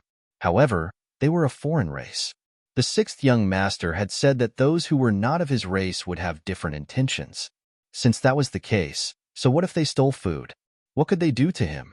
If they wanted to blame someone, they could only blame the White Russians led by Ivan outside the city. Both sides seemed to have foreseen something, and neither side was in a hurry. The breakfast lasted for 2 hours. At around 9:00 in the morning, the two sides finally got into position, ready to fight to the death. Cannons were pushed to the front of the White Russians. The black cannons were aimed at the walls of Tove City, ready to fire at any moment. "General, why don't we capture some of the civilians and bring them up to the city walls? That way, the White Russians will have some reservations," the 1st Division's commander, Min Fu, suggested to Wu Sheng. "No need." Wu Sheng shook his head without hesitation. He had already robbed the White Russians of their food, and he had already let them down. How could he joke around with their lives? Furthermore, based on his understanding of Ivan, even if he captured the White Russians and brought them up to the city walls, he would not stop Ivan from ordering the cannons to fire. It was still the same words. The other party was a ruthless person, a person who would not easily give up in order to achieve his goal. Since that was the case, why bother? Not only would it disgust Ivan, but it would also disgust him. After rejecting Min Fu's suggestion, Wu Sheng looked to his side. When he did not see Commander Yella, he knew that Yella was ready. With a sigh, he raised his head again, and his eyes were filled with determination. "Everyone, listen to my orders. When the cannon booms, everyone find cover and hide. After the order is given, all soldiers will fire their bows and arrows. Let's give the enemy a fierce wave of attacks first." Wu Sheng was very familiar with cannons. After all, they were the Cold Vanguard Division's foundation, and they were the first to use guns and cannons. However, in the past few years, they had not received any support, and the Type 95 had run out of ammunition. Now, he had found a safe place to hide them. Since he had played with guns and cannons before, he knew the power of these things, so he had already prepared a countermeasure. After the soldiers heard the order, they responded in unison. Under the leadership of the company commander, platoon leader, and squad leader, they each found a safe place to hide and took out all their bows and arrows, preparing for the final battle. Under the city gate tower, 20 cannons were slowly pushed forward. They stopped 300 meters away from Tove City as if there was no one around. Some of the cannons of the White Russians were made by themselves, and some were bought from Western merchants. Some of the better cannons had a range of 3 to 4 kilometers, which was much better than the ones made by Ming. However, Ivan still gave the order to push the cannons to a distance of 300 meters. He did not want to create enough psychological pressure for the 5-star army to defend the city. After the 20 cannons were placed, Ivan rode on his horse and shouted from the middle of the army, giving the order to fire. Boom, boom, boom. Boom, boom, boom. The cannons shot into the sky and quickly landed on the city walls of Tove City. Immediately, a series of earth-shaking sounds could be heard. Then, rocks flew everywhere from the explosion. Pieces of the city walls also began to peel off, falling everywhere. Smoke and dust filled the sky, and the ground shook. At this moment, the Third Star Army could only hide and take the hits. They did not have the strength to fight back at all. The commander of the Wusheng army hid in a safe bunker. His face was dark the whole time. He thought to himself hopefully, "Just you wait. When the sixth young master comes, he will show you what a real cannon is. When that time comes, I hope you can still be so arrogant." It was as if he was chanting scriptures in his heart. After about half an hour, the sound of the cannons finally stopped. Wusheng opened his eyes and shouted, "The enemy is about to attack the city. Everyone, prepare your bows and arrows." Under the city walls, after the sound of the cannons, the White Russians began to attack. In the previous cannon fire, not only did more than half of the city walls outside Tove City fall off, a part of the city walls also collapsed. This was a city wall made of mountain rocks. There was no cement to adhere to it, so it was indeed much worse in terms of sturdiness. There was a serious gap in the city walls, and the White Russians moved forward along the collapsed corner. The White Russians at the front were soldiers with shields in their hands. They were preparing to defend themselves against an attack from arrows. Fire! As Commander Wu Sheng shouted from the top of the city gate tower, tens of thousands of arrows were released. Countless arrows appeared from the sky and fell to the ground. The shields were effective, and in a short period of time, countless shields were pierced by arrows. One White Russian soldier after another fell to the ground due to the lack of protection, or some of the people who had been hit by arrows were howling on the ground. However, this was not enough to stop the battle. Even more White Russian soldiers raised their muskets and swords and charged forward. War was cruel, and this was especially true when a large number of White Russian soldiers took advantage of the opening and rushed up the tower. The most brutal close combat began. One side wanted to rush up the city walls and occupy this place. The other side wanted to defend this place and not allow anyone to rush up. When their goals were in conflict, the only thing that mattered was who had the bigger fist and who had the final say. On top of the city walls, after a large number of White Russian soldiers swarmed in, many soldiers from the Five-Star Army also charged out. They held swords, sabers, and spears in their hands as they charged at the White Russian soldiers who were much taller than them. Chapter 14-15. Papa Papa, Papa Papa, with the sound of gunfire and smoke rising.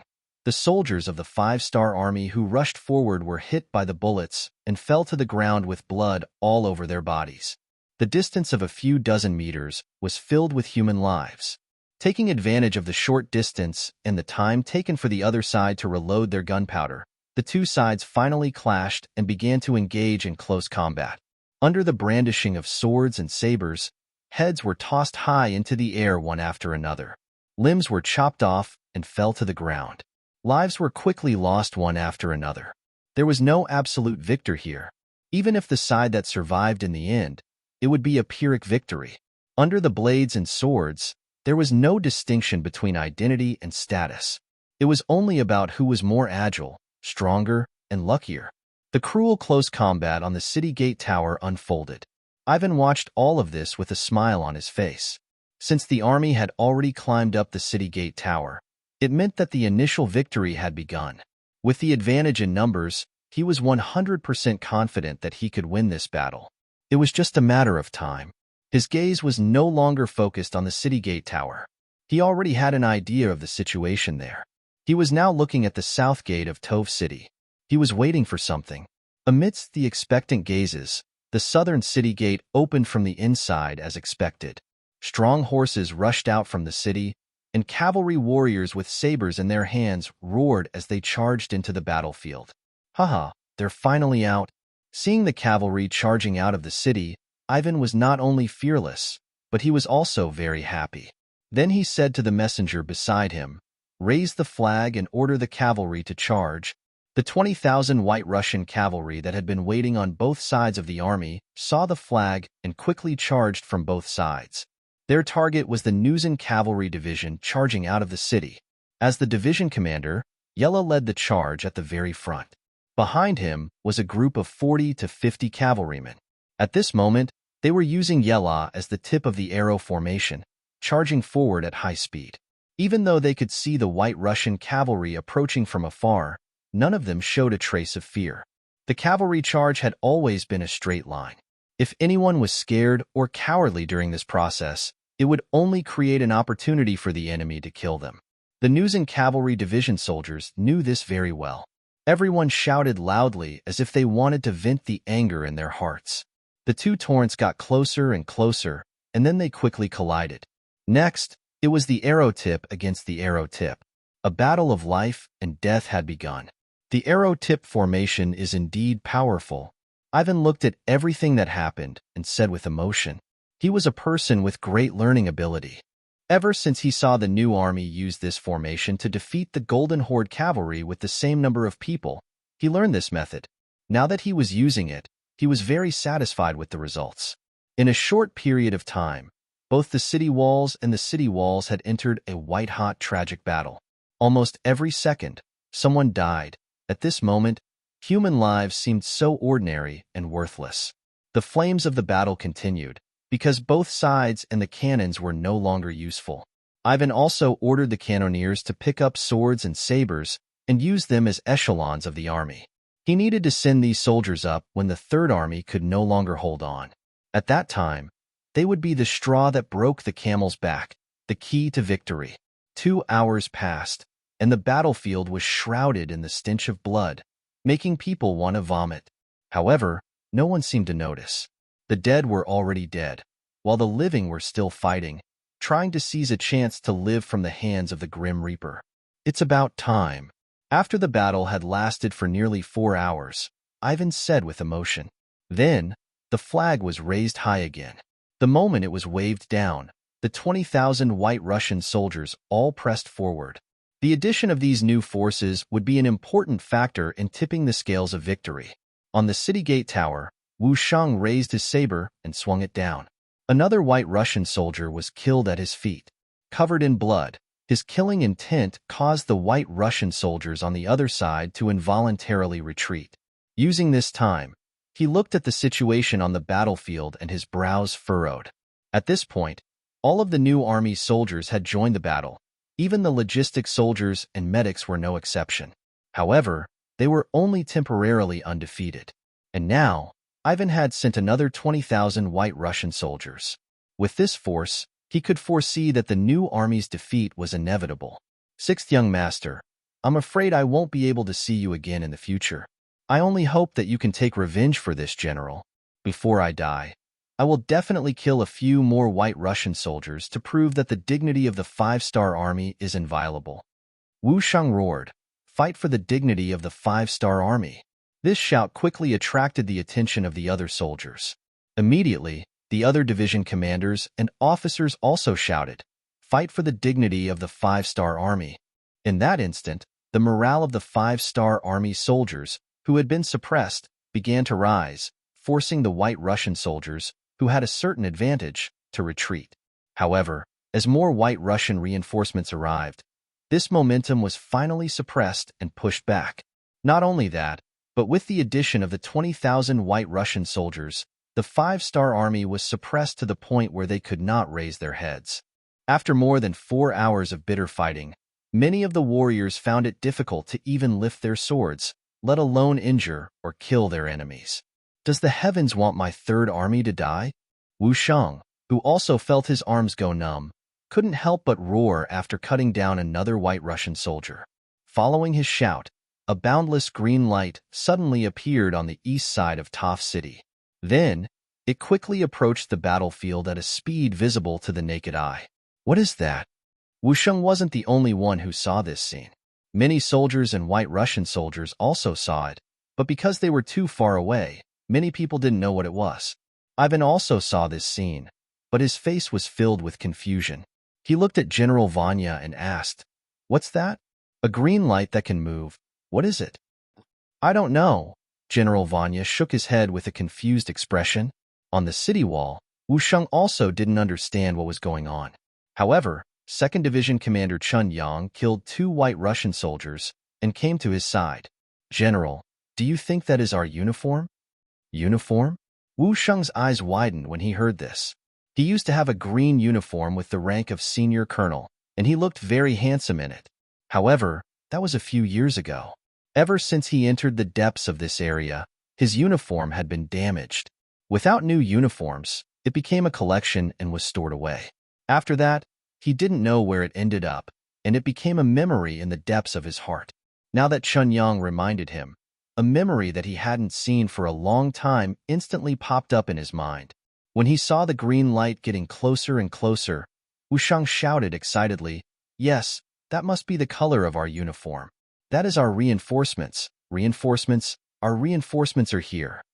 As he shouted, Wushang didn't forget to wave his hands and shout. His appearance quickly attracted the attention of the other soldiers. The originally low morale and weak army seemed to have been rejuvenated after hearing the commander's words. Suddenly, they were filled with energy. When they raised their swords, they found that they were no longer as weak as before. The reinforcements were here, which meant that there was hope. There was also meaning in persevering. At this moment, everyone's potential was stimulated, and they were filled with energy again like hungry men who had seen delicious food. The soldiers of the third star were like middle-aged old men who had been rejuvenated. They actually managed to push the White Russians back dozens of meters in a very short period of time, and had a 50-50 standoff on the city gate tower. On the open ground outside the city, Yellow was fighting a bloody battle with the White Russians with bloodshot eyes. In 4 hours, more than half of his cavalry division had been killed or injured. If it weren't for the strict military discipline, and if it weren't for the fact that he was still persevering on the battlefield, the army would have been defeated a long time ago. When he shouted to fight for the dignity of the 5-star army on the city gate tower, Yella had already decided to fight to the death. Since he thought that killing one was enough for him, and killing two was enough for him, he was ready to die. It was also at this moment that he saw the green tide, and he saw the appearance of hope. "Comrades, our reinforcements are here. Our reinforcements are here. Hold on a little longer, and victory will be right in front of us." The appearance of hope made Yella seem like a different person. His body seemed to be a lot more nimble while riding on his warhorse. Whether it was on the city gate or below, the Third Star Army began to counterattack and brought pressure to the White Russians. Ivan, who was standing in the middle of the army, felt all of this.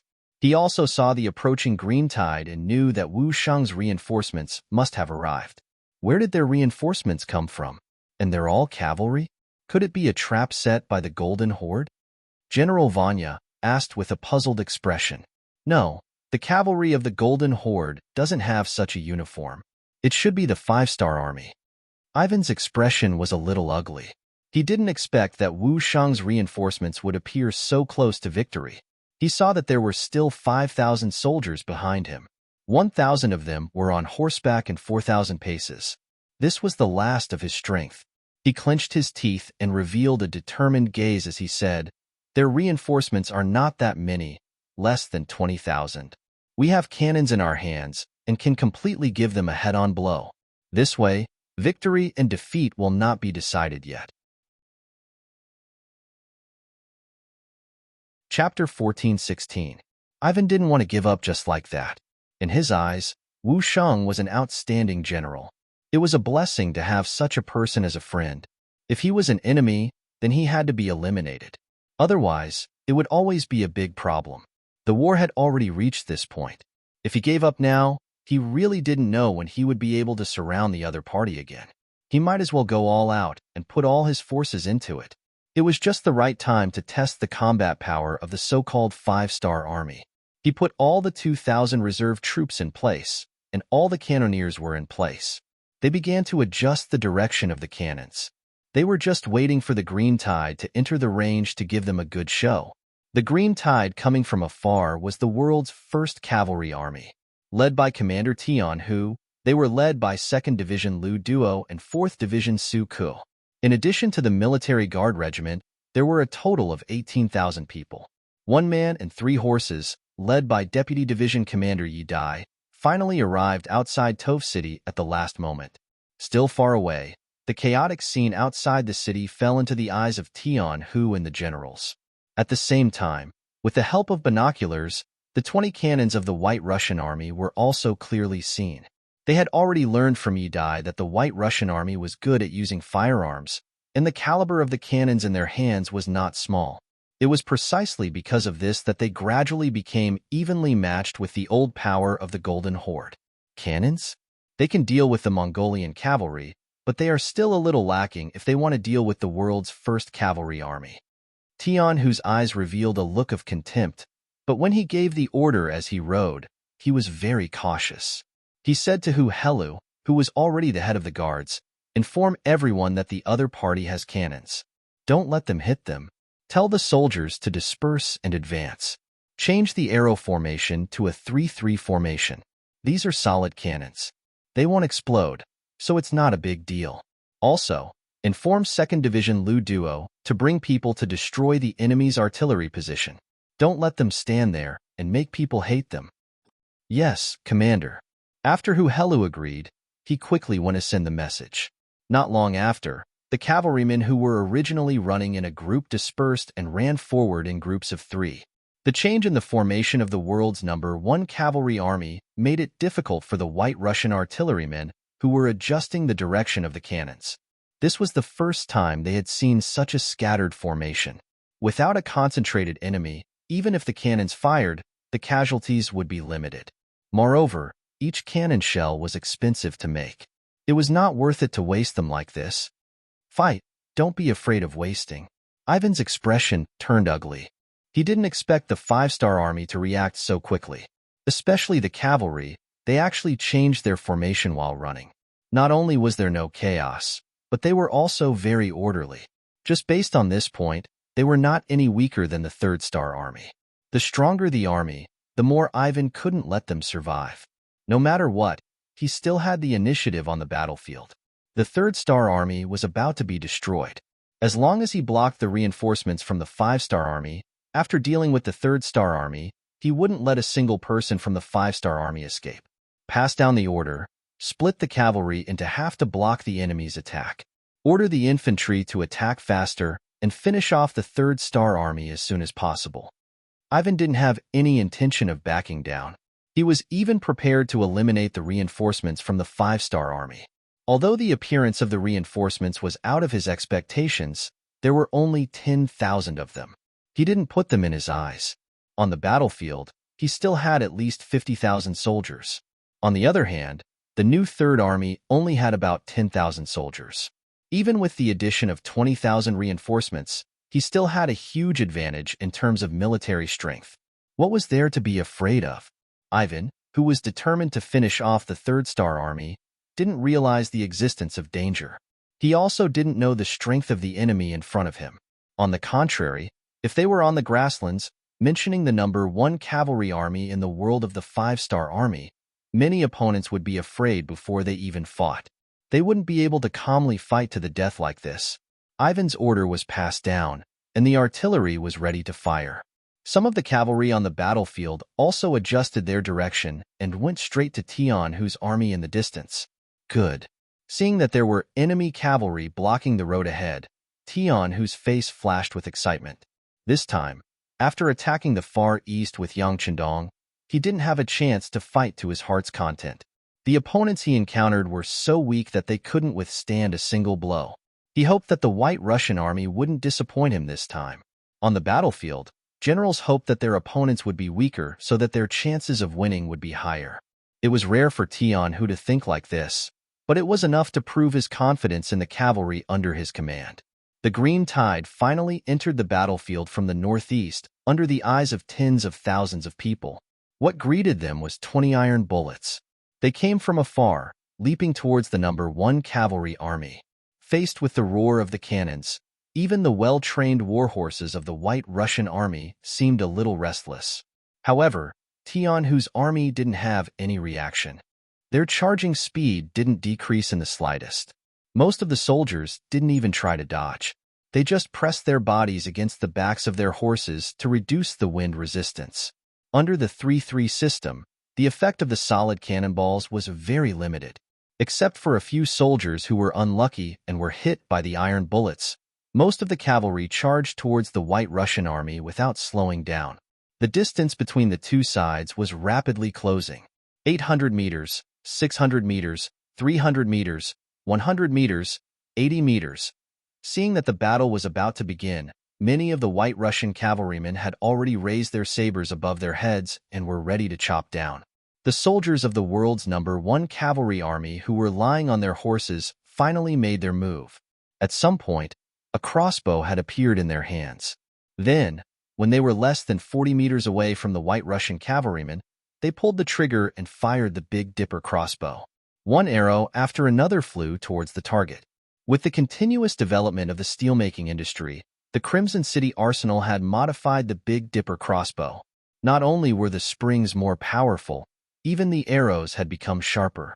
After testing, they could break through 4 centimeters of planks within 80 meters, 6 centimeters of planks within 50 meters, and 5 centimeters of armor within 40 meters without a problem.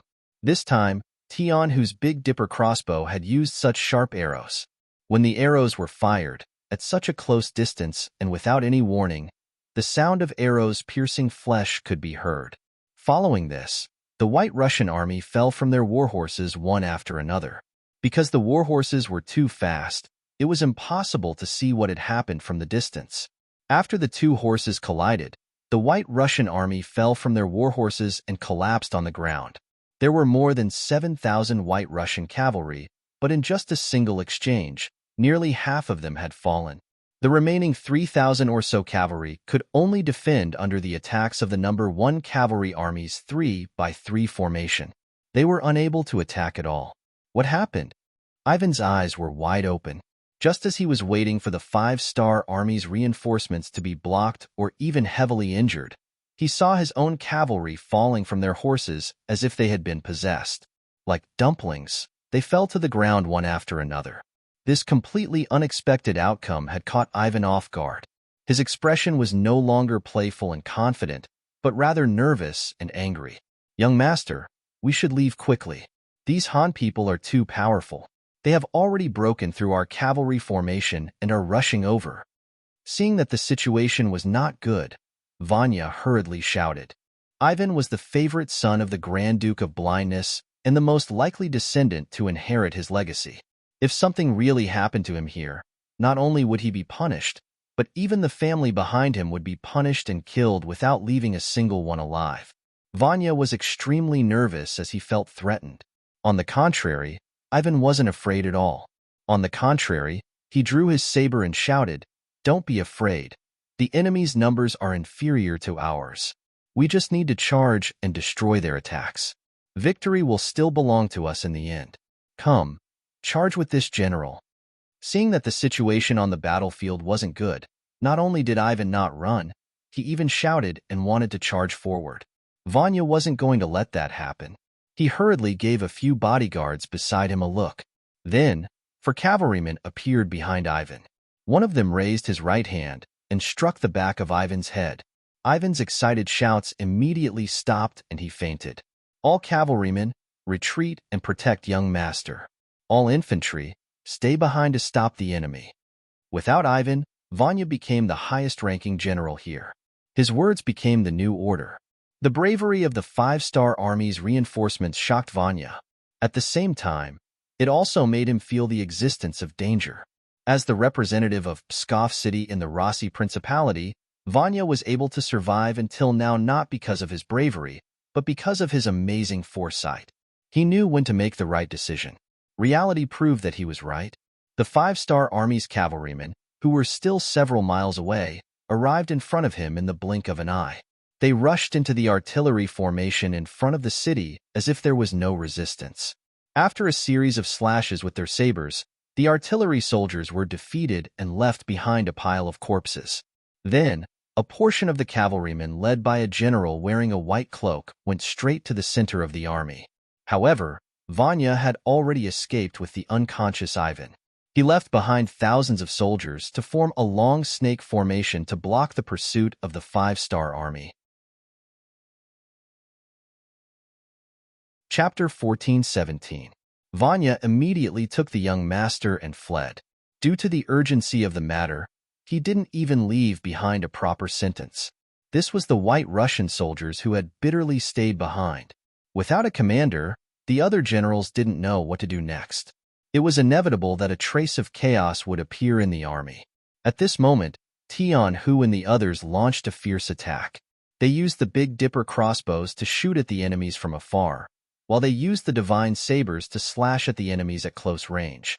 In just half an hour, the first deserter appeared in the White Russian army, followed by a second, a third, and an increasing number. The valiant strength displayed by the world's #1 cavalry army quickly frightened the White Russian soldiers. When they discovered that their opponents were extremely strong, ferocious, and equipped with excellent equipment, they were far from being a match for them. Wu Shang gave a loud shout and launched an all-out counterattack from the center of the city. The White Russian army's morale finally hit rock bottom, and they began to disobey orders and flee in a large area.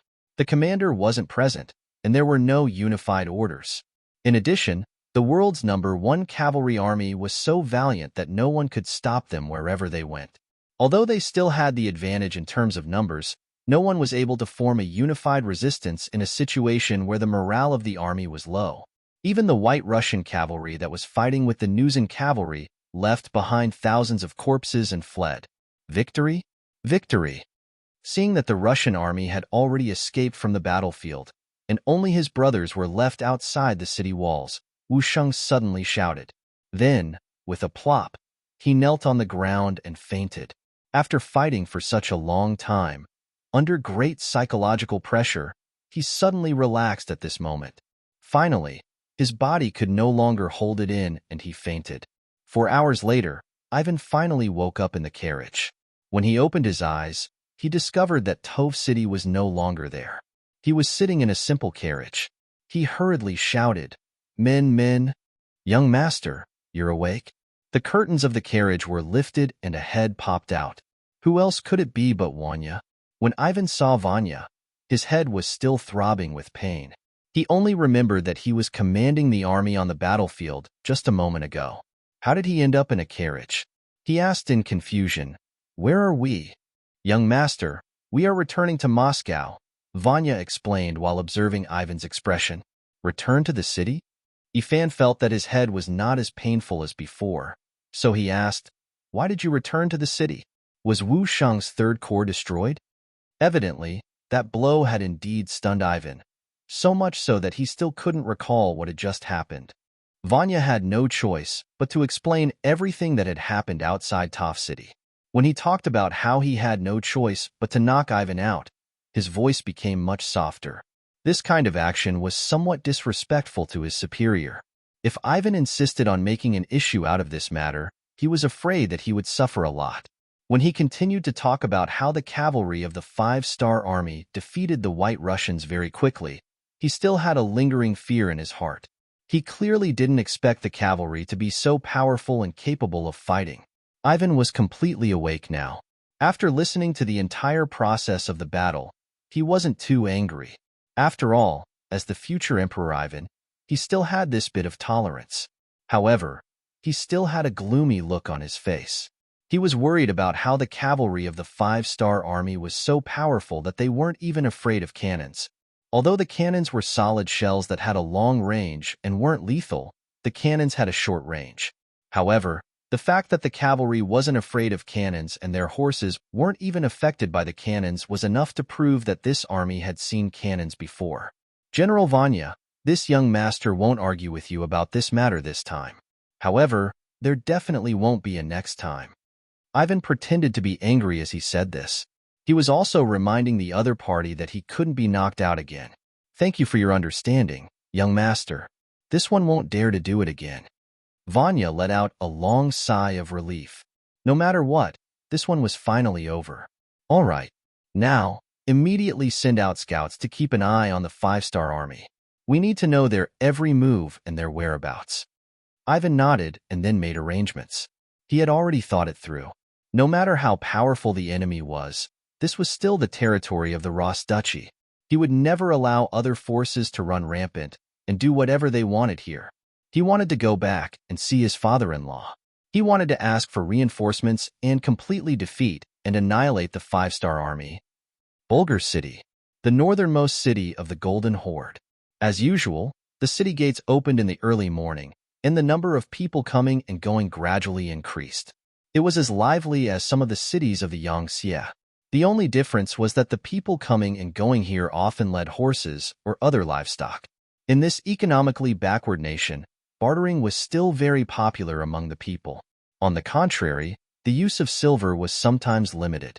Behind a mound outside the city, Beta Persei put down a pair of binoculars in his hand, then turned sideways and whispered to young Chendong, "Young master, everything in the city is normal.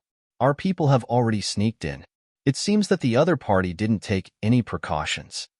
Lying on his back next to Beta Persei was Yang Chendong. At this time, he was holding an unknown grass stick in his mouth and looking at the blue sky above his head. Today's weather was good.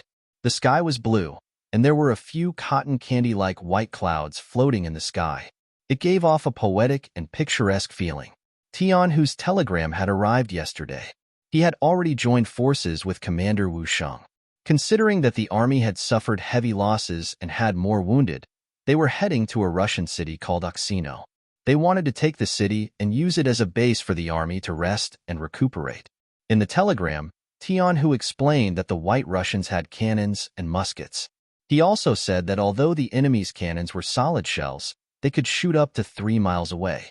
In terms of range, they were already the strongest enemy the 5-Star Corps had ever come into contact with. He asked if they could send a cold front unit to help them suppress the enemy's firepower on the battlefield in order to suppress them in the future. Yang Chendong had already mentally prepared himself for the fact that the White Russian army had firearms, and they were relatively powerful. How could they be easy to deal with if they could stand up to the Golden Horde when it was at its peak? How to make up for this gap was far from a problem that could be solved with the help of Wu Sheng's Third Army. Although Yang Chendong was mentally prepared, the fact that the enemy's cannons could hit more than 3 miles away still greatly exceeded his expectations. At this moment, he could see the difference between the great Ming dynasty and the other countries. To think that they were still living in their own beautiful dreams and really thought that they were a great and powerful country. Look, the enemy's cannons can hit several times farther than yours. If they really fought, would you still be a match for them? In history, the Rossi kingdom had been suppressed by the Mongols too much and needed time to recuperate. Furthermore, their territory was large enough and their population was not large, so they did not have such great ambitions. Otherwise, they would have been able to push their way over from land and end the rule of the great Ming dynasty without even needing to do anything. As he sighed in his heart, Yang Chendong felt even more pressure. Outside of the great Ming dynasty, the Western countries were undergoing all kinds of reforms and rising. If he did not take advantage of this period of time to destroy them before they became fully powerful, it would be even more difficult to deal with them in the future. He was pressed for time. Yang Chendong would naturally fulfill the request in Tian Hu's telegram. He had already sent a telegram to the army headquarters in Chichen City when he left the Far East region and asked them to send an elite Cold Vanguard division to help him. Due to the importance of the Golden Horde and the Russian Empire, they had sent the elite 2nd Division of the Cold Vanguard Division, Xiao Feng. Through the telegram, he knew that they had already entered the Aral region and were not far behind him. He sent out a telegram and asked Division Commander Xiao Feng to send a regiment to meet up with Commander Tian Hu. The reason Yang Chendong only sent one regiment was because he had his own plans. Faced with 2 enemies that could be described as huge, he would definitely not attack both sides with only 100,000 soldiers. He wanted to fight them one by one. The conclusion he came to was to attack the Golden Horde first, while the Russian Empire would focus on defense. If it was only to defend the city, a Cold Vanguard division with their cannons and muskets should be enough to stabilize the situation. At the same time, he had to speed up his attack on the Golden Horde. His first target was the city of Bulgar. A while ago, the Golden Horde had sent troops to New Xia City from here, destroying Wu Sheng's years of hard work. He would avenge this grudge on behalf of his subordinates. Considering the lack of information at that time, the appearance of the 5-Star Army should not have attracted much attention in the Golden Horde's territory. What he needed to do now was to take over as many cities as possible before the news was made public. He needed to create a place to store all kinds of supplies and lay down a sufficient foundation for his attack on the Golden Horde. Now that he had a military objective, the next step was to implement it. After discussing with Shi Bi and the others, They suggested that they should infiltrate Payoga before the battle. After all, most of the people in the city were Mongols. There were also a small number of White Russians. In the new Second Army, there were quite a number of such soldiers. Infiltrating the city would not be a problem. This would allow them to coordinate with the enemy from the inside and outside. Chapter 14:18. One of the reasons for making such a military decision was that Yang Chundong wanted a complete Bulgar city, not a ruined city. Not only that, he also wanted the Mongolian soldiers in the city. Considering the long journey, if the country sent troops here for everything, the losses would be too great. If he could get a Mongolian army here for his own use, the problem of insufficient military strength could be easily solved. While he was thinking about this, Beta Persei looked at Yang Chundong with a look of seeking his opinion, as if to say, "Young master, when are we going to make a move? Say something. Why are you looking at me? Just follow the plan." Yang Chundong rolled his eyes at Beta Persei and turned his head to the side. He knew that the other party was asking for his opinion. After all, according to the rules, once a military plan was formulated, even a leader like him could not casually intervene or change it. The reason why second young Master Yang was still looking at him like that was because he wanted to personally go to the battlefield. Speaking of which, this person was really wrong to be his family general. He should be leading the army to gallop on the battlefield and expand the territory. Yang Chundong did not agree to let Beta Persei follow the army. Swords had no eyes, and now there was no one more convenient by his side. He did not want to see anything happen to Beta Persei.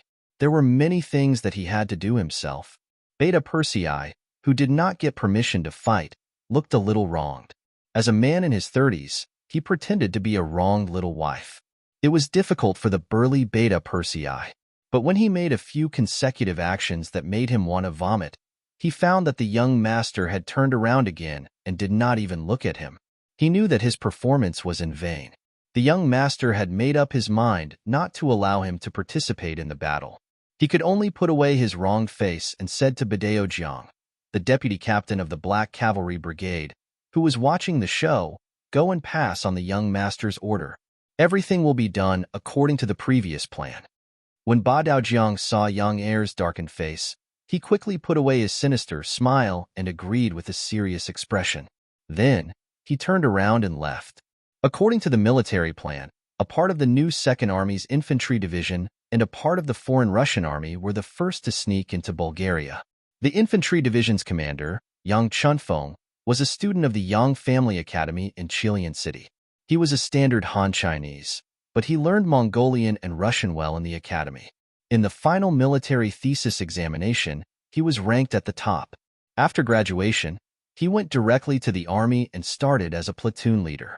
Along the way, he made countless contributions and became the commander of the new Second Army's infantry division. This person was rough but meticulous, and he was proficient in 3 languages. It was reassuring to leave this kind of infiltration mission to him. The commander of the White Russian division was given to Nikolaev. This person's qualifications and ability were naturally not enough, but he had a bitter background. He could unite most of the White Russians, and he was very loyal to Yang Chundong. The people of his tribe were all in the Far East region's All City.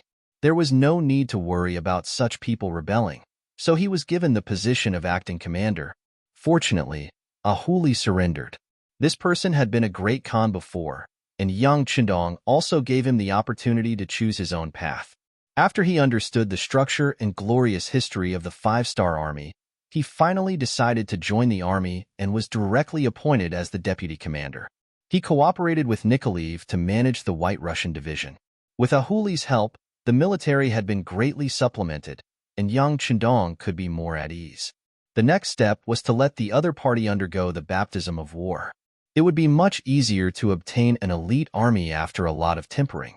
Naturally, there would be losses in this process, and a lot of people would be eliminated like sand being washed away by waves. This was the cruelty of war. This was the only way to obtain elite soldiers. This was the reason why the merciful could not command an army. Inside the Bulgar city, Yang Chunfeng's subordinates, Nikolaev, Ahuli, and the others had already infiltrated the city. They either pretended to be passers-by or people who came to seek refuge. There were also people dressed in ragged clothes who pretended to be refugees. They were hiding in various parts of the city, waiting to coordinate with the main army from the inside. As the largest city in the north of the Golden Horde, not only would there be white Russian merchants here, but there would also be some people from small tribes in the nearby forests who would come here to buy things. There were also people who did not have anything to eat, and those who could not survive would come here to beg. They were all called refugees. It was because of this that the population of the city was not fixed. Perhaps one day, there would be more refugees, and the city's population would increase. The Mongolian soldiers who were in charge of security here were used to this. Of course, this had a lot to do with the pride and arrogance in their hearts. No matter what, this place belonged to the Golden Horde, and no one had ever tried to attack them here. Using this loophole, no matter if it was young Chunfeng, Nikoliv, or Ahuli, when they entered the city, they did not attract any attention. Ahuli, on the other hand, had a look of reluctance, especially when he looked at Nikoliv, who was dressed in noble clothes. He said unhappily, "Look at you. It's a waste of good clothes on you." Ahuli looked down on Nikoliv. This was a form of racial prejudice. At that time, most Mongolians looked down on the White Russians. After all, they had suppressed them for more than 200 years. But how could Nikoliv look up to Ahuli? Hearing these complaints, Nikoliv snorted and said, "I am now the acting commander, and you are only the deputy commander. According to the rank, I am higher than you, and I have to listen to the commander's orders. Don't you know that?" Humph. This time, Ahuli did not say anything. He just snorted to show his dissatisfaction. He was willing to join the 5-star army, not because of Nikoliv. He really saw many Mongolian brothers in the 5-star army, and he heard from them that many Mongolians were living better and better under King Wenan of Damyang. As mentioned before, Ahuli was a Mongolian Khan with his own ideas. He was a leader who wanted to let the people under his rule live a better life. To achieve this goal, he had made a lot of efforts and made a lot of concessions. For example, in the original Great Crow City, there were many White Russians there, but they had never seen him bully anyone. This was proof. He had ideas and made efforts, but the effect was not good. Later, he thought about it, and it was because he was not big enough. Now, young Chendong was here. He had more ideas than him, and he did things better. More importantly, he was strong enough. Not only did he have a vast territory, but he was also very rich. Ahuli, who knew all this, did not mind hitching a ride. His request was very simple. He wanted the Mongolians to live a stable life and not have to worry about food. For this goal, he almost lost his life. Now, he was just one of Yang Chendong's subordinates. What was so unacceptable about it? Ahuli surrendered to Yang Chendong, not Nikoliv. Especially when he found that Nikoliv had a deep prejudice against the Mongolians, he would often talk back to him. He was venting his dissatisfaction and also reminding Nikoliv not to be prejudiced against the Mongolians. After being a Khan for so many years, he knew when to stop. This time, after reminding Nikoliv, he did not say anything. Instead, he stared at the Mongolian general's residence across the street. He had already asked around. This was the residence of the Bulgar general. If he could control this place as soon as he made a move, then everything would be much easier. After noticing Ahuli's gaze, Nikoliv's expression became much more serious. "I say, Vice Division Commander, when we make a move, can you guarantee that you can control this place?" There was a trace of uncertainty in his voice. After all, Nikoliv was only someone from a small tribe. Although he was very brave, his experience was limited. Compared to before, when he was just a poor boy, there was too much of a difference between him and this so-called general. Where did his confidence come from? On the other hand, Ahuli's face was indifferent. He was someone who had been a Khan. What kind of situation had he not seen before? It was just a general of a city. Naturally, he would not be scared. "It's fine. When we make a move, I will be the first to rush in. You just need to bring people to guard the outside and prevent anyone from escaping." Okay. Hearing such a promise, Nikoliv nodded in relief. Although he hated the Mongols deep in his bones, if it were not for them, his tribe would not have to live such a poor life. However, he was still very confident in Ahuli's ability. Since he said so, There should not be any problems. Nikolaev, who was pretending to be a rich white Russian merchant, walked slowly on this street. From time to time, he would stop in front of some open-air stalls and ask about the price of some goods. It seemed that there was nothing wrong with it, but in fact, his heart was in a mess. This was the first time he had carried out such a mission. In the past, he only thought that when two armies fought, they would pull apart their stances and compete with courage and perseverance. However, after joining the 5-star army, he realized that even if it was a war, there was a very special way. If he used it well, he could win with fewer people and win with the weak.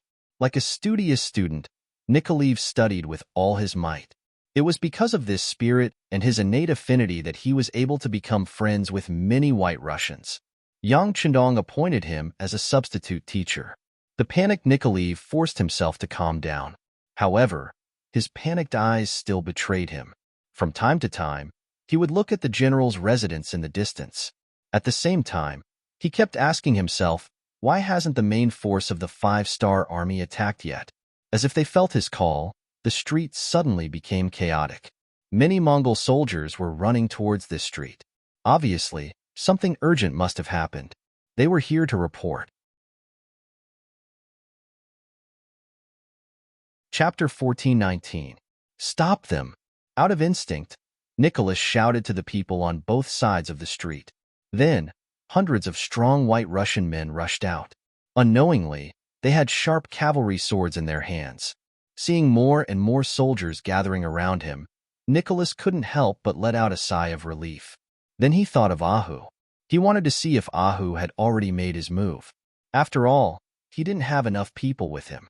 They wouldn't be able to hold on for long. When he turned around, he realized that the door of the great general's residence was already wide open, and he could vaguely hear the clashing sounds of swords and sabers coming from within the residence. This meant that Ahuli had already made his move. Nicholas heaved a sigh of relief. Then, he turned to the White Russian soldiers who were gathering around him and said, "Hold on, don't let anyone rush into the general's mansion."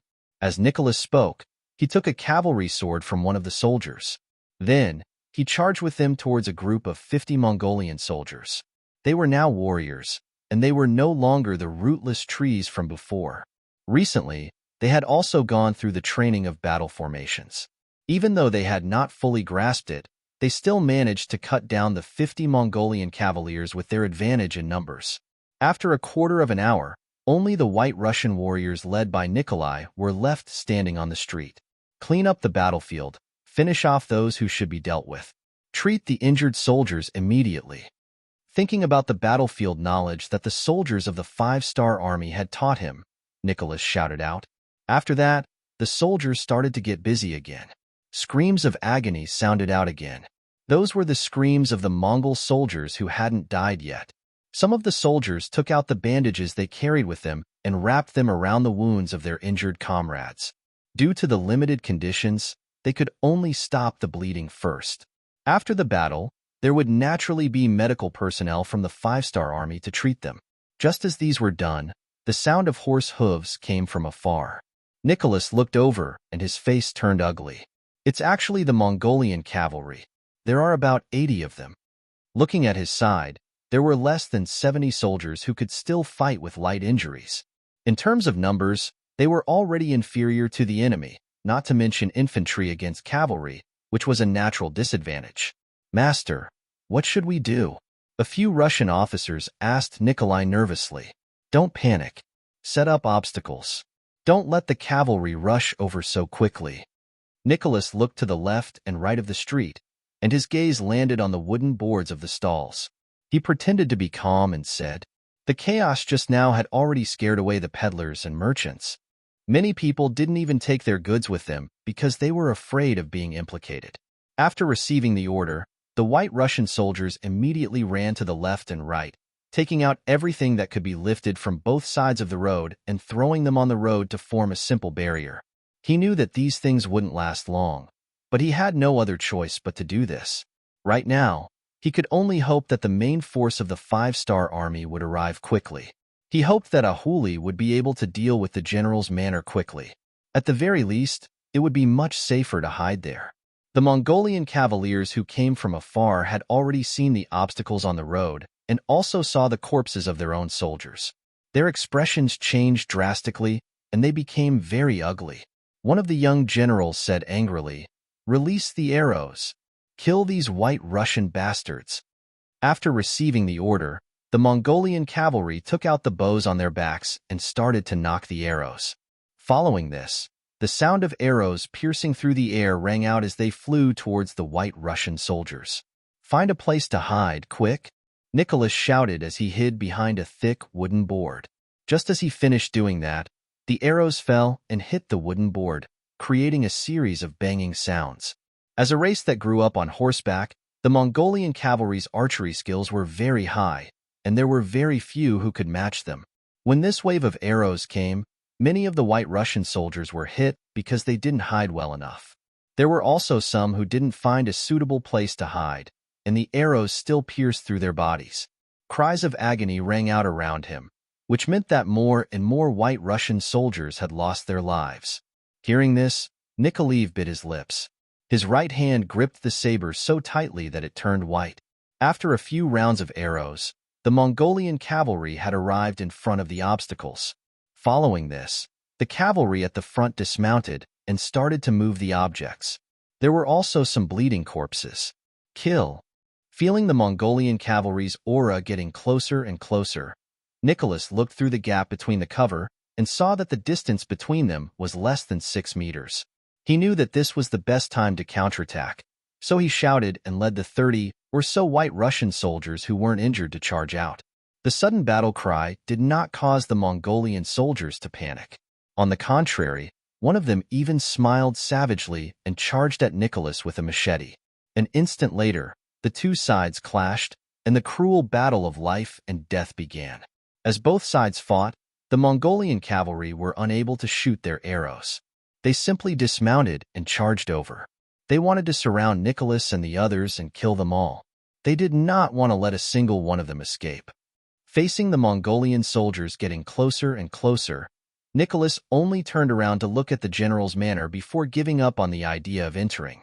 He did not want to be looked down on by a huli, and he did not want to be a burden to him. "Soldiers, let's go all out. Our names have already been registered. Even if we die in this battle, our families and people in Bugnam of Gojozian will take care of us. Even if we die, what is there to fear?" Seeing that more than 10 of his brothers had died in the battle in a short period of time, Nicholas knew that they were doomed this time. Therefore, he simply gave up on his fantasy and roared loudly with the thought that killing one was enough to break even, and killing two was a win for him. After joining the 5-star army, they had to register. Even if they were just auxiliary soldiers, this way, if something happened to them, their heirs would be able to receive compensation from the 5-star army. This was a form of protection for everyone, and they would not have to worry about what happened after they died on the battlefield. In the past, when there was a war between tribes, if one died, then one's wife and children would become slaves.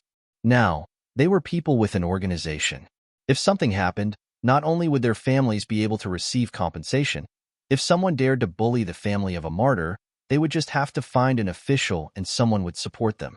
It was because of these policies that no one had ever heard of or even thought about before that when Yang Chendong said that he wanted to establish a division outside of Russia, the enthusiasm of the applicants far exceeded everyone's expectations. These people were carefully selected, and those who were not in their prime were not accepted. Otherwise, not to mention 20,000 people, even an army of 50,000 could be gathered. Hearing Nikolaev's shout, the remaining dozen people also had a look of determination to die. Since everything had been arranged, what else was there to worry about? They would just kill. As the saying went, the soft feared the hard feared the unreasonable, and the unreasonable feared those who did not care about their lives. When the dozen Russian soldiers became fugitives, facing the Mongol soldiers who were many times their number, they no longer defended. Instead, they continuously attacked, and the momentum of the Mongol soldiers became sluggish, and they could not help but take a few steps back. Only then did they avoid the Russian soldiers. Come, isn't it just death? Who's afraid of who? Nikolaev borrowed the momentum from before to cut down 2 Mongolian soldiers. At this moment, his momentum was at its peak, and when he spoke, His voice was a bit louder. Lunatics, a bunch of lunatics. Don't waste words with them, just shoot them to death. When the Mongol soldiers saw that Nikolaev and his men were not afraid of death and wanted to drag them down with them, they shook their heads and retreated to open up the distance between them. At the same time, they took out their bows and arrows and prepared to shoot. Seeing the Mongol soldiers take out their bows and arrows, Nikolaev was shocked and quickly tried to find cover. However, in such a short period of time, where could he hide? Just as he thought that he was going to die, a voice suddenly shouted, "Put down your weapons immediately, otherwise, your general will die in front of you." The one who shouted was Ahuli. At this moment, he had already walked out of the general's residence, and in his right hand, he was holding the Mongol general. In that short period of time, he had brought his own personal guards into the residence, and after a fierce battle, he had captured the enemy general. It was only because Bulgar City had not been in a war for many years that there were less than 50 soldiers defending the residence that Ahuli was able to deal with them in such a short period of time, saving Nikolaev's life. With their general being held hostage, the faces of the Mongol soldiers turned ugly. When they saw that the saber on their general's neck was about to be pulled at any moment, they had no choice but to put down their bows. "Many thanks." Nikolaev, who was still in shock, walked to Ahuli's side and said in an unnatural manner, "If you really want to thank me, why don't you let me be your division commander?" Ahuli suddenly made a request. Nikolaev was stunned at first, but he quickly reacted and shook his head. The acting division commander is personally appointed by Bugnam of Gojosian. If you have the ability, go find Bugnam of Gojosian to change your military order. Don't worry. The position of division commander will be mine sooner or later," Ahuli said without a care. The two of them were still bickering, but after what happened just now, it was obvious that their relationship had become much closer.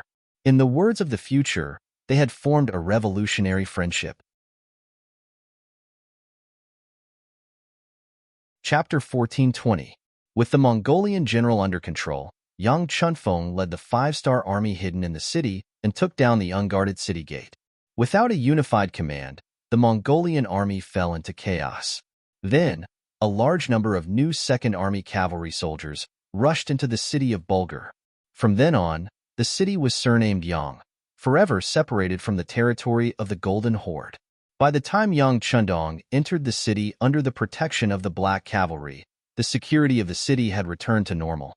With strict military rules, no soldier dared to disturb the people. When the city was taken, only the Mongolian soldiers were hurt. The city is not big, but the population is not small. Yang Chundong walked on the street, looking around casually, then shook his head gently. "Yes, I heard that Bulgar is the largest city in the north of the Golden Horde. Many people living nearby often come here to exchange for what they need." Beta Persei told Yang Chundong some of the things he learned before. It's a pity that the Mongolians seem to be used to a nomadic lifestyle. They don't know how to make use of such good conditions.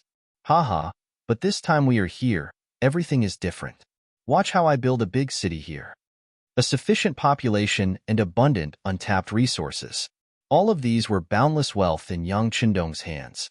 Beta Persei naturally believed Yang Chundong's words. He nodded heavily and said flatteringly, "Of course, who is the young master? There is only one such person in the world." Yang Chundong, who was elated by this sentence, laughed and said, "Well, young heir, you're so good at complimenting people. Well, tell me, do you have something to ask of the young master?" He was in a good mood and also joked. This.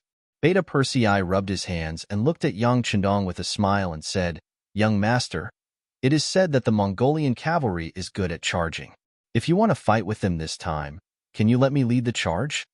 He knew that Beta Persei wanted to lead the army. He was a person who loved to fight and kill. Yang Chundong sighed and thought about it before agreeing. "Well, if that's the case, I will arrange it for the young master when there is a chance." "Thank you, young master. Thank you, young master." Beta Persei, who got Yang Chundong's agreement, immediately smiled. He felt that he was getting older and older. He was afraid that if he wanted to go on the battlefield, the chances would only get fewer and fewer.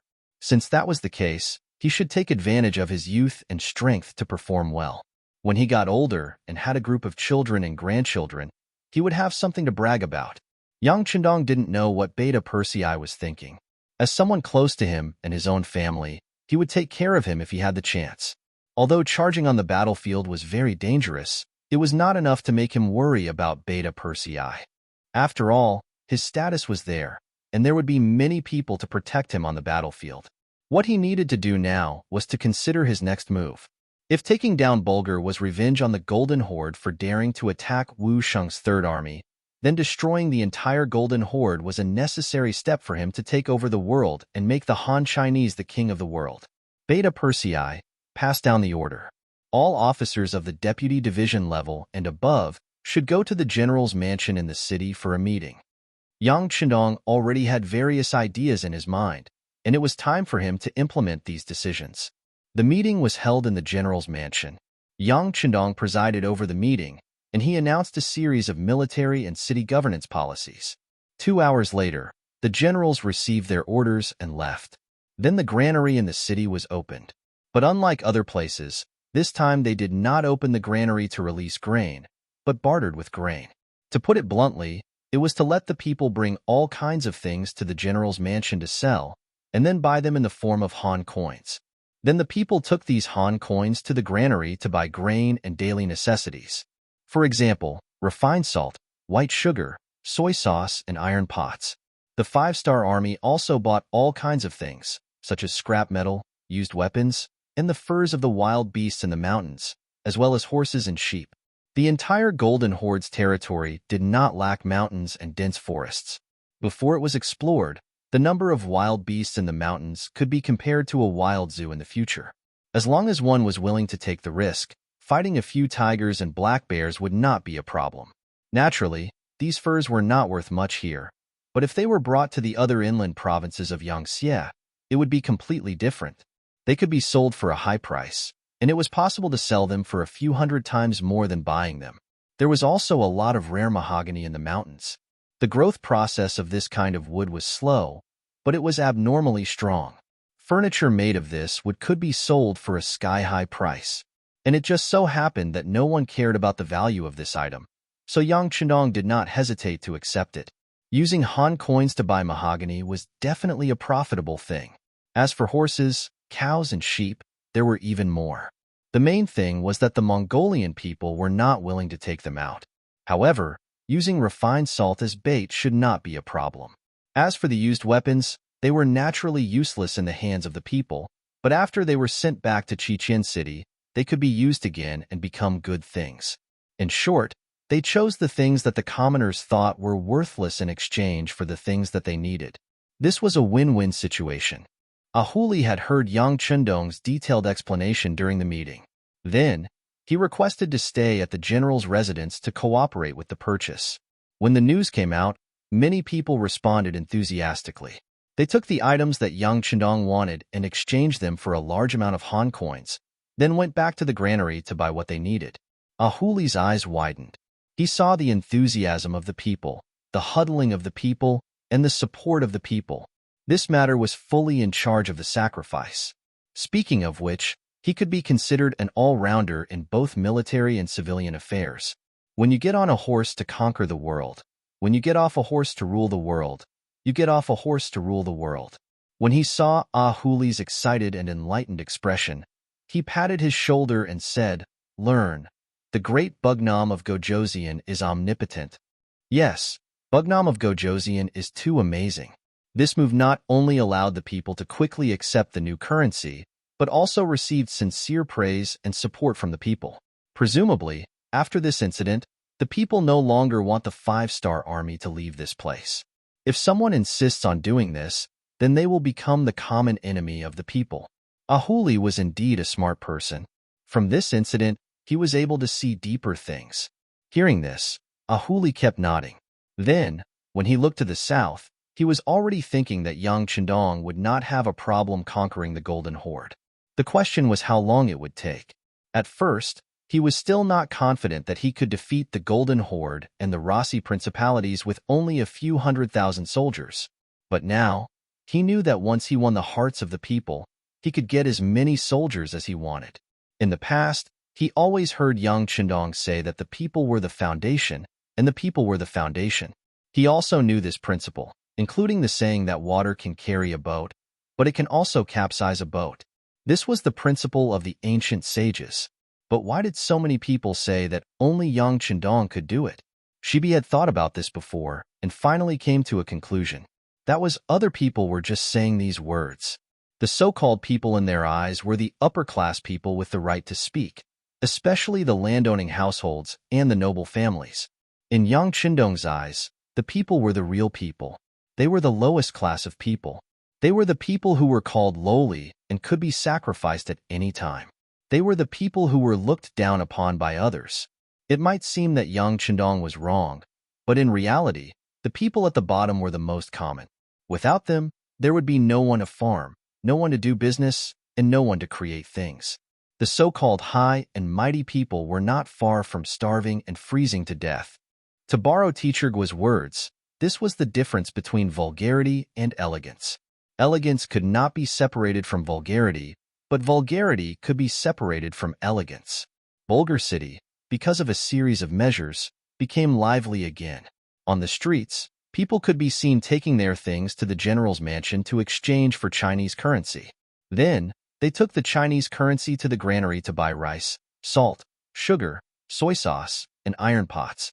Especially when the courageous commoners had already bought the goods they needed with Chinese currency and walked proudly on the streets, the decree became a reality. More and more commoners were moved and started to take action. But the people here were too poor. There were still many people who were poor and had nothing. What could they do? It was simple. They could sell their labor to earn money. For example, they could become soldiers. As long as one signed up and passed the 5-star Army's test, they would become a glorious member of the 5-star Army. At the same time, they would be able to receive a monthly salary. Furthermore, they would be able to provide for 3 or 4 people in an ordinary family. Even if they couldn't provide for 8 or 10 people, they could at least provide for 3 or 4 people in an ordinary family. Men who were past the age could choose to work to earn money. Bulgar City was still too small. Yang Chendong was preparing to expand the city. This required manpower. Also, transporting all kinds of military supplies required labor. This was a lack of work. It was the same for women. They could weave and wash clothes for the soldiers. There were also some young women who did not have any attachments. They could go and work for the army. On this point, Yang Chendong was open to the foreign races. Apart from the fact that he could not force the women to work for the army and that there could not be any Han women, if the foreign race women were willing, he would not oppose it. The soldiers worked hard on the expedition. Every day, other than rushing, training, and fighting, there was nothing else to do. In addition, when they first came here, even the female soldiers of the propaganda team did not follow them. Their days were incomparably boring. It was necessary for them to relax their minds and bodies. Otherwise, it would be easy for problems to arise. Chapter 1421. Just like that, the 5-star Army was formed. Furthermore, the treatment of the soldiers of the 5-star Army was not low, and money was easy to earn. The only condition was that these women had to be healthy, and they had to be able to withstand investigation. If they were spies sent by the enemy, they would be killed as soon as they were discovered. They would not be soft-hearted. In short, after Yang Chendong became the ruler of Bulgar, it was as if the sky had changed. The people had more choices, and there were more varieties and colors of food on their tables. Not long after, more and more logistics teams arrived in Bulgar. More and more goods appeared in the city, dazzling the eyes of the foreign races. Right now, they could only hate the fact that they did not have enough Chinese currency and could not buy everything they wanted. The transport team came and went in batches. When they came, they brought all kinds of supplies and rations.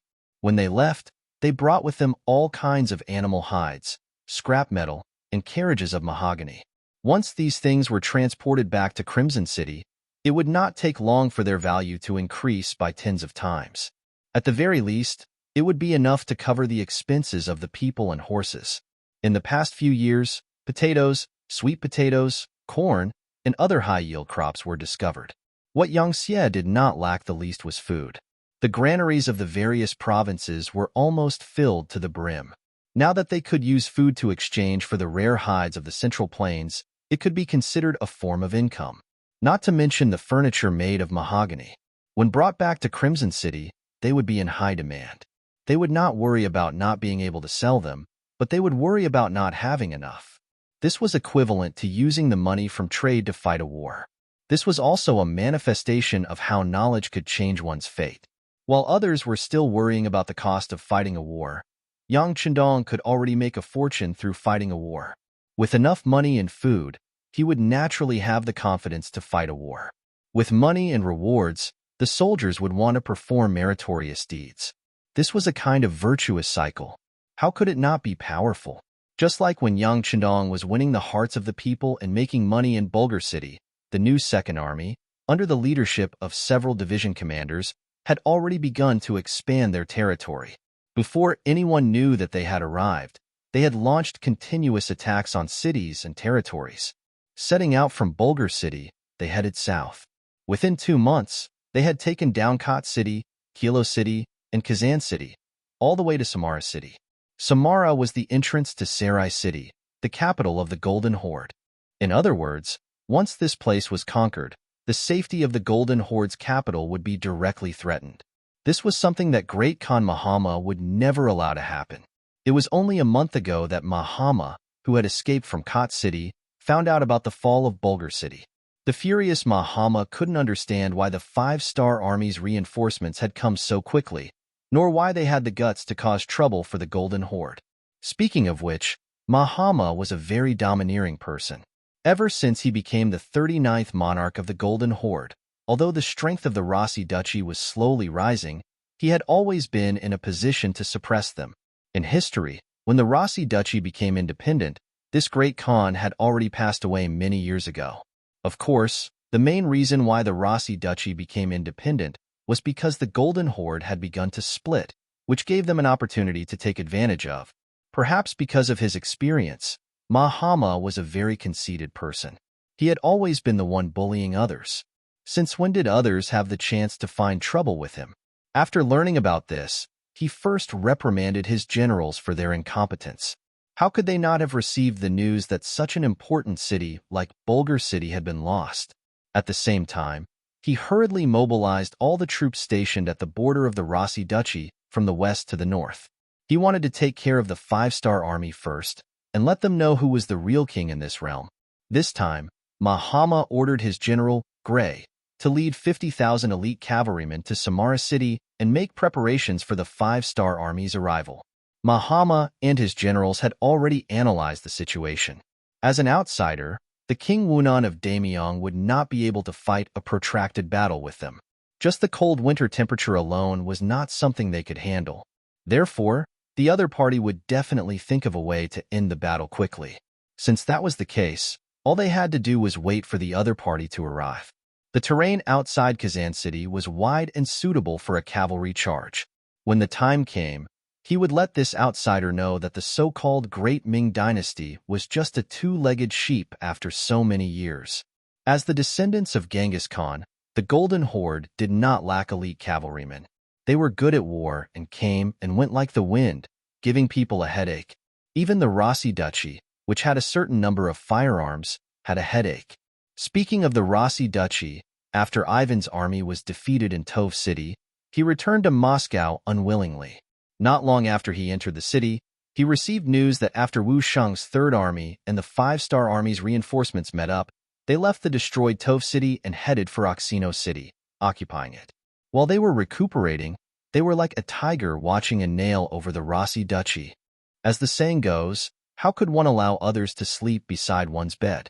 The 5-star army's actions were seen as a threat and a provocation by the Rossi people. Not long after Ivan entered the city, he received news that his father-in-law was going to send troops to eliminate the 5-star army. At the very least, they were going to be chased out. With regards to his father-in-law's decision, Ivan raised both his hands in approval. Especially after fighting a battle with them and witnessing their abilities, he was even more convinced. In his eyes, the 5-star army was an existence that was on par with the Golden Horde. In the main hall, when Ivan arrived, all his generals were already standing there. They were listening to Vanya's report on the Battle of Tove City. Vanya knew the importance of this matter, so he did not exaggerate or exaggerate. Instead, he reported the entire battle truthfully. At the end of his report, he even said, "I don't think there was anything wrong with our command in this battle. I can only say that the 5-star Army's cavalry was too strong." The 5-star Army's ability was even stronger than the elite cavalry of the Golden Horde. They were not even afraid of the rumbling of cannons. They were a terrifying opponent, stronger than the cavalry of the Golden Horde. After these words were spoken, many people in the imperial court chuckled. It was no wonder that they thought so. The Golden Horde was one of the purest descendants of the Mongol army. Many of their cavalry started practicing archery when they first learned how to walk. Who could possibly be their opponent? In the face of such mocking laughter, Vanya did not respond. On the contrary, he maintained his silence. This was his way of protecting himself. The reason why he was not a direct descendant of the Grand Duke of Blindness, but still had his own position in the court, and others could not do anything to him, was because of this caution and carefulness. After all, he had already spoken the truth. As for whether they believed it or not, it had nothing to do with him. Seeing that Vanya did not respond, Ivan, who had just arrived, was not happy. His face darkened as he said, "Everyone, there is nothing funny about this. The strength of the 5-star Army's cavalry will only be beyond your imagination." Ha ha ha. It would have been better if Ivan did not speak. His words caused even more laughter. What's going on? The smart Ivan sensed that something was wrong. He also did not know that when the news of his defeat came, Tugnev of the Vyatka city said in the court that their young master would definitely exaggerate the strength of the 5-star Army's reinforcements to reduce his own guilt. At that time, many people heard it. Now that Ivan said it like this, wasn't it a confirmation of his words? Everyone recalled Tugnev's words. No wonder they laughed so loudly. The blind Grand Duke was also present that day. He also heard what Ivan said.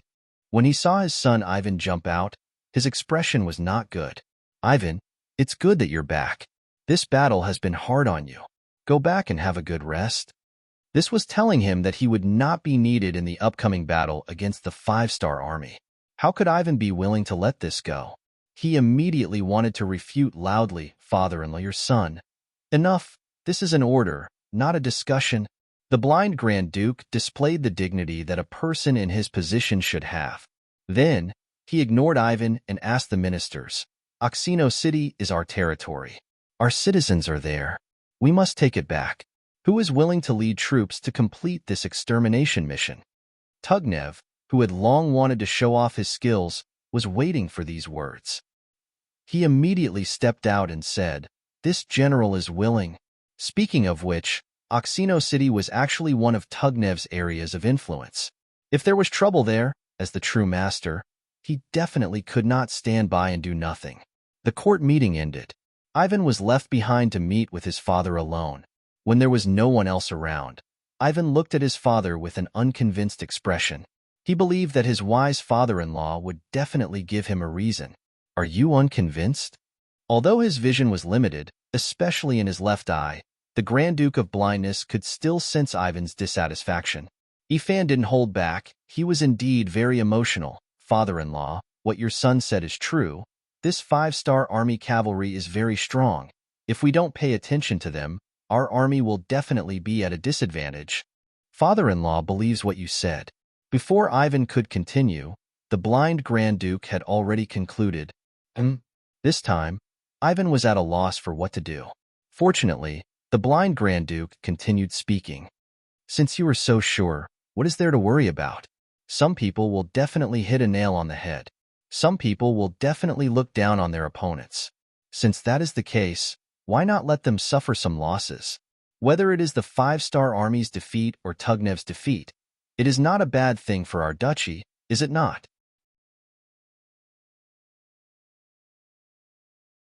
Chapter 1422. At this moment, Ivan suddenly realized that his father-in-law wanted to use the 5-star Army to wear down Turgenev's strength. "Sai, you should know that your father-in-law has been painstakingly managing the Rossi principalities all these years, but not everyone supports our actions. For example, Maxim, Turgenev, and Vanya are the representatives.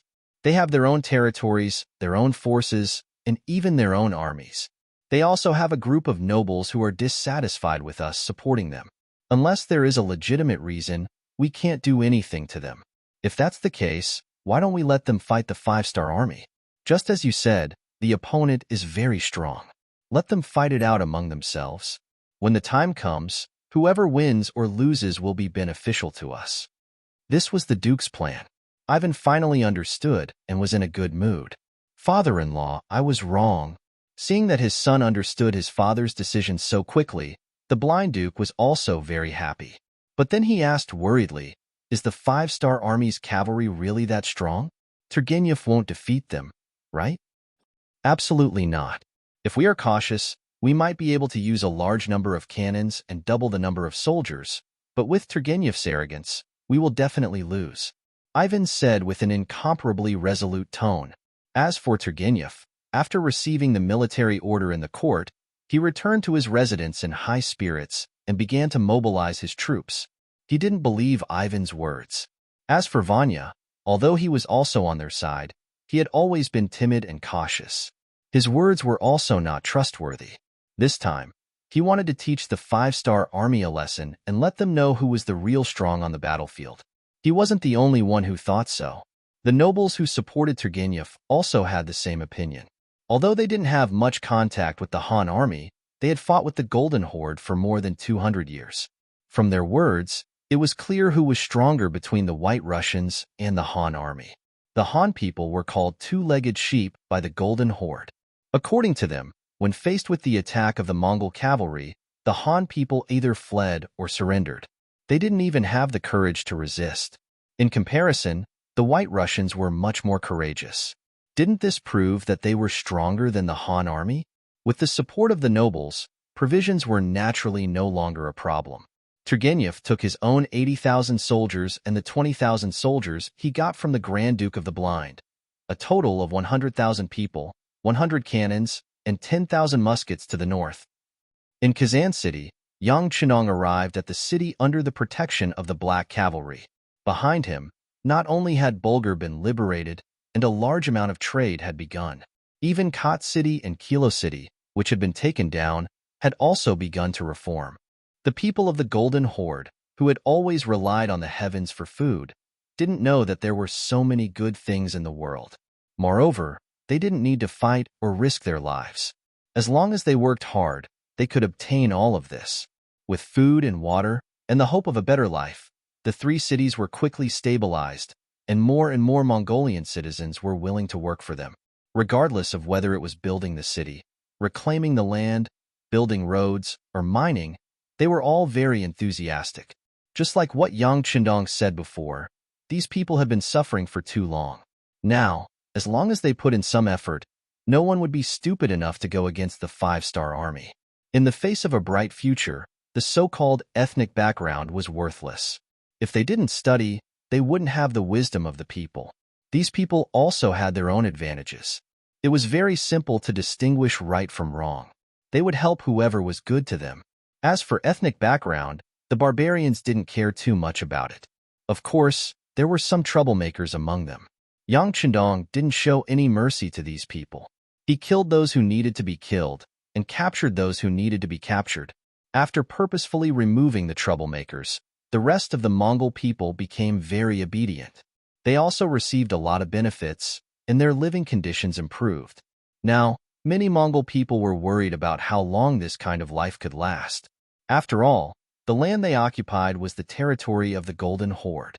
If the Great Khan brought his army over, would the Han army be able to withstand it? Yang Chendong didn't know whether to laugh or cry at this kind of worry. However, this was a good thing. In order to solve the worries and doubts in everyone's hearts, Yang Chendong personally came to Kazan City and went to the front line. He used his actions to tell those who had doubts in their hearts that he was at the front line. If there was any danger, it would be directed at him. Everyone could rest assured and develop in peace. They could work hard to support their families and strive for a better life. As soon as he arrived at Kazan City, a telegram came from Chechen City. It could be said that there was good news one after another. After the first successful steam engine, The field artillery was also successfully produced in batches. This had entered the final stage of development before Yang Chendong left. Now, all kinds of difficulties had been overcome, and it was successfully produced. The credit for this was also due to the efforts of the first city. Yu Mian and Tiger's Mane fully implemented his ideas. After the first city was completely stabilized, a large number of mining operations began. For a time, a lot of iron, copper, molybdenum, coal, zinc, gold, lead, and tungsten were developed and transported to Chichen City through the 3 eastern provinces. With sufficient raw materials, all kinds of experiments took a big step forward, and the success rate began to increase. After ruling Crimson City for more than a decade, Yang Chendong had invested a huge sum of money into it. Now that he was finally reaping the rewards, Yang Chendong could not help but breathe a sigh of relief. The emergence of all kinds of advanced products meant that Yang Xie had taken a key step from light industry to heavy industry. The world was still dominated by cold weapons, and firearms were just in a budding state.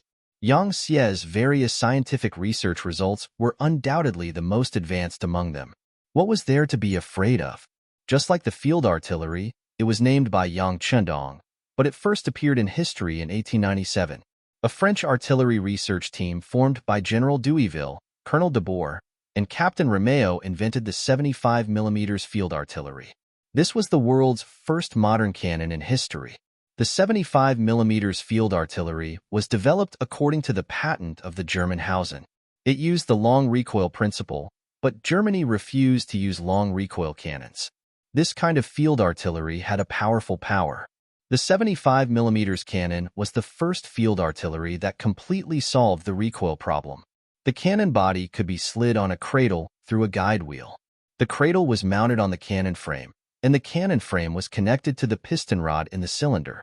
When the cannon was recoiled, the piston would compress the hydraulic oil, and a portion of the hydraulic oil would enter the chamber through a small valve to compress the air. When the cannon reached the end of the recoil, the compressed air would return to its original position. This was the main reason why the 75mm field artillery was so good. Now, Yang Chendong was the first to have it. This was the first time other than Daikara that a large cannon had been successfully created. Compared to Daikara's cannon, which required all kinds of excuses to be taken out, the appearance of the field artillery was undoubtedly a very important step forward. Although this type of cannon could only fire iron bullets, it was created through his own hard work. It was also a big step forward. Send a message to the Chichen City Munitions Factory to continue to develop explosive bullets based on the original iron bullets.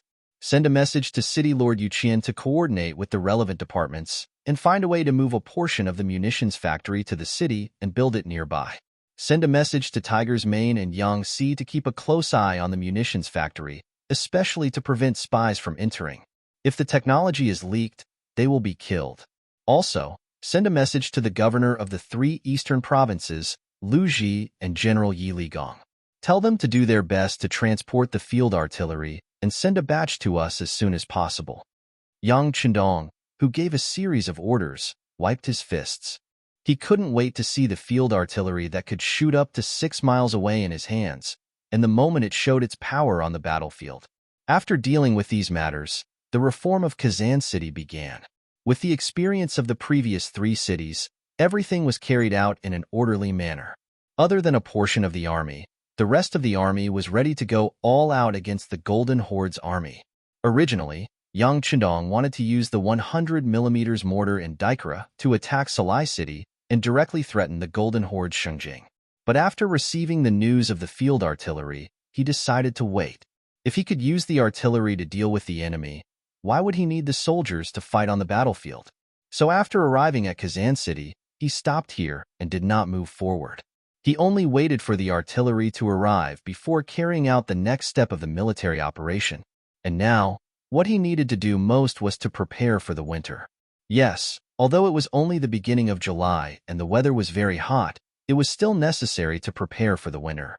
This was due to the climate in Eastern Europe. Winter alone lasted for half a year, which was one of the main reasons for the poverty here. Without enough time to do what needed to be done, it was indeed difficult to develop. In order to live well in the winter, a source of fire was indispensable, and warm clothes were also indispensable. Yang Chendong had already started to prepare for these. A large number of cotton-padded clothes and high-grade down jackets were made by the Qiqian City Clothing Factory and sent here. Some of the coal mines near Bulgar City were also located by Yang Chendong and were being mined. There were also some coal furnaces built by the ironware factory in Qiqian City that were being transported. Even some greenhouses were being built, so that there would be enough sparse vegetables in the winter. Chapter 1423. Yang Chendong was doing everything he could think of to prepare for winter. He wanted to use his actions to show everyone that the winter here was not difficult. As long as they were prepared enough, it was possible to make the outside cold and the inside warm. As long as they got used to living here, the fertile black soil was a treasure. They could grow all sorts of crops with higher yields and better food. Yang Chendong did not move forward after arriving at Kazan City. This scene was seen by the Golden Horde, and they were very confused. They did not understand why the two-legged sheep were not moving forward. Were they afraid? Or did they know that they were prepared to teach them a lesson in front of Samara and did not dare to come? All right, since you're not coming, we'll go, right? General Gray decided to give up on defending and take the initiative to attack. For this reason, he mobilized the army to find 30,000 White Russians and captured them to serve the army. Capturing slaves to charge into the army was a tradition of the Mongolian cavalry. Usually, the slaves could be used to transport military supplies for them, and in battle, they could be used to charge at the front and attract the enemy's arrows and guns. In a chaotic world, human lives were cheap. The Mongolian cavalry had never treated the White Russians as human lives. The moment he set out, the scouts reported back. This made Yang Chendong, who was prepared to defend the city, see an opportunity. He decided to change his strategy of only defending the city. Nothing in the world was difficult for those who set their minds to it. Many things had two sides to them. One side was good, and the other side was bad. It was just that most people could not see it. If it was only the Mongolian cavalry, Yang Chendong decided to defend with the city walls and not attack them. He would just let them attack and deplete their strength. But there were 30,000 White Russians among them. That was a completely different story. Yang Chendong's next big move was all about manpower. These 30,000 people were right in front of him. How could he not take them? Not only that, but after considering the cost, he decided to take all 50,000 Mongolian cavalry. This way, the lack of manpower would be greatly reduced. Yang Chendong summoned a group of high-ranking officers and gave them orders one by one. Xiao Feng, the commander of Cold Front's 2nd Division, who had just arrived, looked very excited. As one of the first officers to follow Yang Chendong, Xiao Feng had been holding his breath all these years. It seemed like the 6th young master trusted him and handed over the security of Laos, Vietnam, Cambodia, and other provinces to him. Usually, he only needed to lead the elite Cold Front to travel between these provinces and show his head from time to time to intimidate some people. It might seem like a lot of work, but in reality, letting the most elite Cold Front do this was like using a butcher's knife to kill a chicken, especially when he saw the other brotherly armies, and even many of the armies that were established later on, starting to gain merit one after another. Xiao Feng had requested for more than one battle from the army headquarters. He had even requested for a battle from Yang Chendong. But because of work reasons, he had not been transferred. 10 years passed just like that. Vietnam and the other provinces had completely stabilized. The people who moved here from other places had already gotten used to the way of life and social order here. The only thing left for Cold Front's 2nd Division to do was to train and train. Just as many aspiring soldiers were complaining endlessly, and many of them even began to request for transfer, Yang Chendong's telegram finally arrived. He still remembered that day. Xiao Feng's face was covered in tears as he knelt on the ground emotionally. After receiving Yang Chendong's orders, Cold Front's 2nd Division did not delay at all. Other than not being able to do anything on the ship, once they arrived on land, they rushed to Eastern Europe as fast as they could. They were afraid that Yang Chendong would change his mind at night and that they would not be able to make it in time for the big battle. Just like that, 20 days in advance, Cold Front's 2nd Division reported to Yang Chendong and was fortunate enough to make it in time for the big battle. In the military meeting just now, according to Yang Chendong's military plan, Cold Front's 2nd Division was clearly the main force. Although it seemed like they were under a lot of pressure, Xiao Feng did not even frown. The harder the mission, the more it proved the ability of Cold Front's 2nd Division. The 5-star army was waiting in formation. The Mongol cavalry did not rush and appeared in Kazan City 7 days later. This did not mean that they did not want to move faster. It was just that the 30,000 White Russian slaves seemed to know their fate. They walked extremely slowly, as if they were being chased. They walked for over 200 miles in 7 days. Using these 7 days, the 5-star army had made all sorts of preparations for the big battle. Now, they were just waiting for the prey to appear so that they could reel in the net. Gray did not know about all this. He was still fantasizing about defeating these 2-legged sheep and waiting for the Khan's praise and rewards when he returned. 8 miles below Kazan City, there was a relatively wide open space that could accommodate tens of thousands of cavalry. This was the place that Gray had set up camp for the army. Although it was a little far from the city gate, he had brought all the cavalry. As long as the siege went smoothly, it would not affect the cavalry's final charge. After choosing the camp, Gray ordered the army to take the time to rest. He wanted to attack Kazan City the next morning. He wanted to end the battle quickly. He wanted to tell everyone that 2-legged sheep were still 2-legged sheep. No matter how strong they were still sheep in front of wolves. The Mongol army settled down and quickly fell asleep. However, the 5-star army did not rest. They had already slept during the day. To them, it was time to work at night. Using the moonlight, the 5-star army soldiers continuously exited the city and formed a huge encirclement around the Mongol cavalry camp 8 miles away. Yang Qindong did not have the intention to launch a night attack. From his point of view, they could still win if they did so. However, the price they had to pay would be too high and the rewards would be too little. This was not what he wanted. What he wanted was a complete victory and not just defeating the enemy. At the Mongol army's camp, there were already scouts who had discovered the actions of the 5-star army. They quickly reported it to General Gray, who had just laid down. He was so shocked that he broke out in a cold sweat.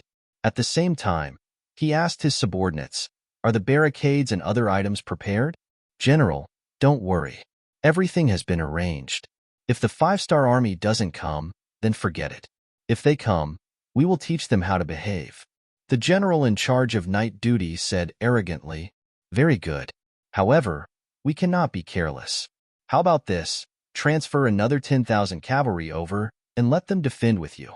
If the 5-star army sneaks into the camp, then fight them back.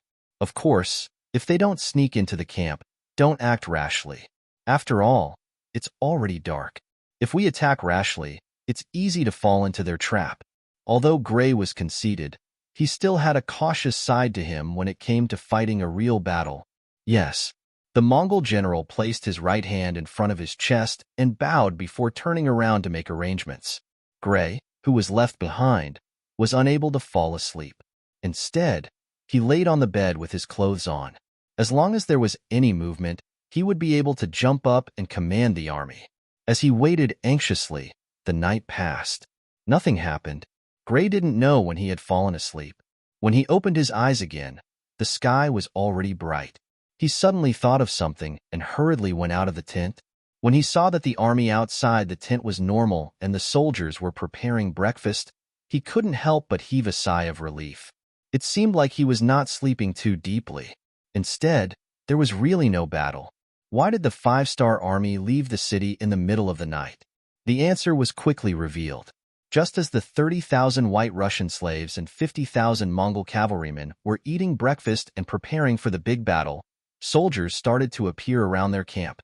There were infantry, cavalry, Han Chinese, Mongols, White Russians, and warriors from some unknown ethnic groups. After a rough calculation, other than the road to Kazan City in the north, there were at least 20,000 soldiers on each of the other 3 sides. In total, there were 60,000 soldiers surrounding them. Ha ha, ha ha. After Gray received the accurate information, he could not help but laugh out loud. 60,000 soldiers surrounding his 80,000 soldiers. What was the Han army doing? Was this a joke? Did they not know that there was no way to hide the truth? Come, send out 5,000 cavalrymen to attack the right side. I want to see who in the world can be our opponent. Gray said with a face of confidence.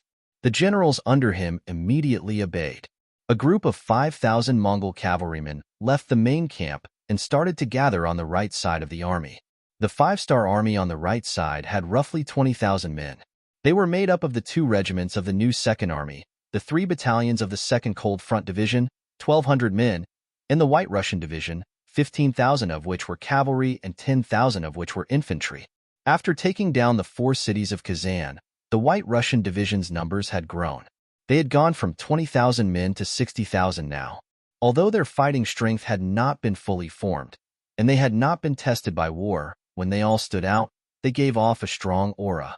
The one in charge of the safety of the right side was the 2nd Regiment commander of the 2nd Cold Front Division, Zhongguankuen. When he saw the Mongol army gathering their troops and charging towards them, a smile appeared on his face. Haha, good timing, good timing. Come, Cold Front Division soldiers, get ready to shoot. New 2nd Army cavalry, get ready to charge. White Russians, get ready to clean up the battlefield. Knowing what his mission was, Zhongguankuen laughed out loud as he made arrangements for his troops, after which he personally walked in front of a light machine gun and got into a shooting position. Trap was the tactic that Yang Qindong had prepared for the Mongol cavalry. Relying on the advantage of the Cold Front Division's firepower, they would surround the 80,000 soldiers until they surrendered. With that, they would be able to capture many strong laborers. This would be extremely important for Yang Qindong's plans.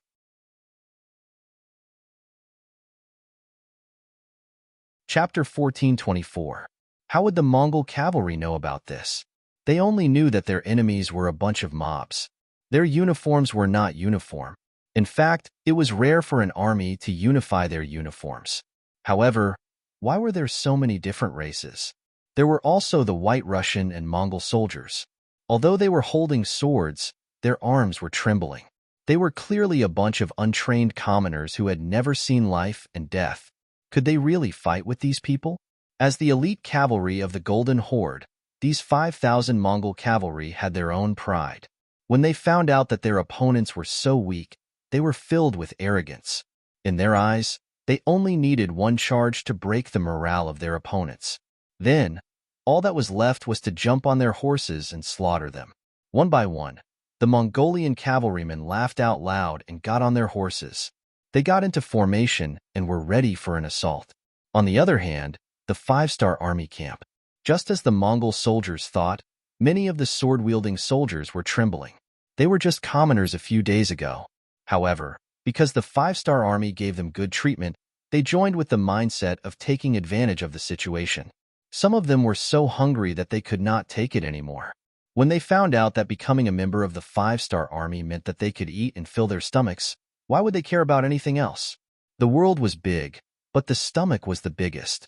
As such, the recruitment process for the 5-star army was very simple. Very quickly, 60,000 people were gathered. In the following few days of military training, the soldiers of the new Second Army finally understood what it meant to be infuriated when compared to others, what it meant to be a bunch of mobs, and what it meant to be unteachable. Not to mention other things, just the fact that these new soldiers could not even tell left from right. When they walked in formation, there were all sorts of postures. There were even a few who walked with crutches. If they could not even understand the basics of walking, how could they win the battle? Because of this, many officers had reported the situation to their superiors. In the end, when it was reported to Yang Qindong, it was like a stone sinking into the ocean. Now, these so-called unqualified soldiers had walked onto the battlefield. Looking at their performance, they were already scared out of their wits. If a fight really broke out, what would be the result? Would they be defeated before they could even meet the enemy? Although they were worried, the order was given by Yang Qindong. No matter how dissatisfied the selected instructors of the new Second Army were, they could only suppress it for now. Whether it was in Yangtze or the 5-star Army, Yang Qindong's position had never been shaken, and no one could question his words. The instructors who trained them did not understand. Even the acting division commander of the White Russian Army, Nikolov, and the deputy division commander, Ahuli, could not understand. In their eyes, such unqualified soldiers should not be on the battlefield. However, there were also people who understood, such as the Cold Blade Warriors. As Yang Chendong's earliest trainees, many of them had learned from him. They even slept together, ate together, and trained together. They were really inseparable, and that was why the Cold Blade Warriors were so strong and loyal. Even now, the selection of the Cold Blade Warriors was extremely strict.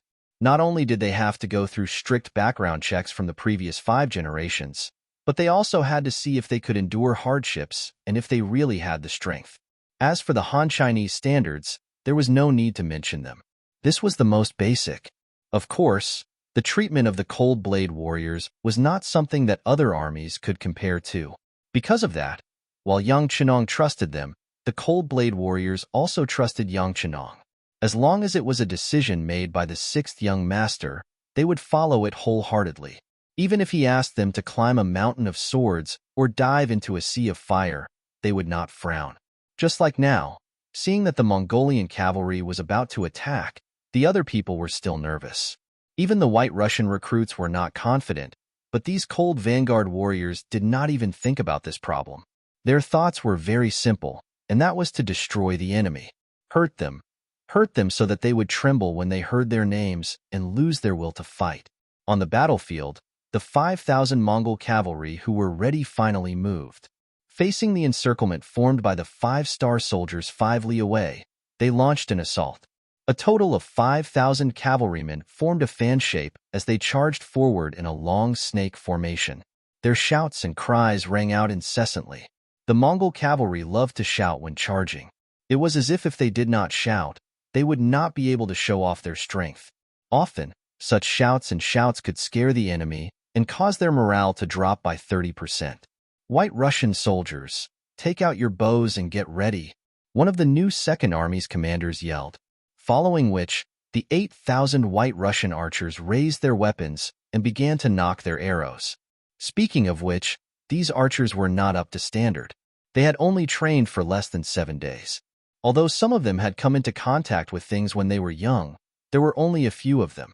Most of them could only shoot arrows. As for hitting the target, that was not a joke.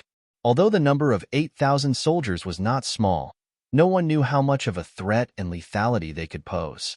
Just when everyone was looking at this scene worriedly, Nicholas and Ari, who were standing on the top floor of Kazan City, were looking at these recruits with a pair of binoculars. Suddenly, many of the recruits released their arrows without listening to orders. Moreover, the distance of the arrows was very close. Some of them simply threw the arrows 5 or 6 meters away. Buffed Beta Persei, who was looking at this scene through his binoculars, could not hold his breath and spat it out. Then, he felt that this was not good, so he quickly lowered his head and suppressed his laughter. How was this the performance of an army? Nikolov and Ahuli lowered their heads, wishing that there was a hole in the ground for them to crawl into. These were their soldiers. Although they were not personally trained by them, this kind of performance still made them feel ashamed. On the city tower, many people who saw this scene could not help but laugh, including Yang Chendong. However, he was not mocking them. He just felt amused.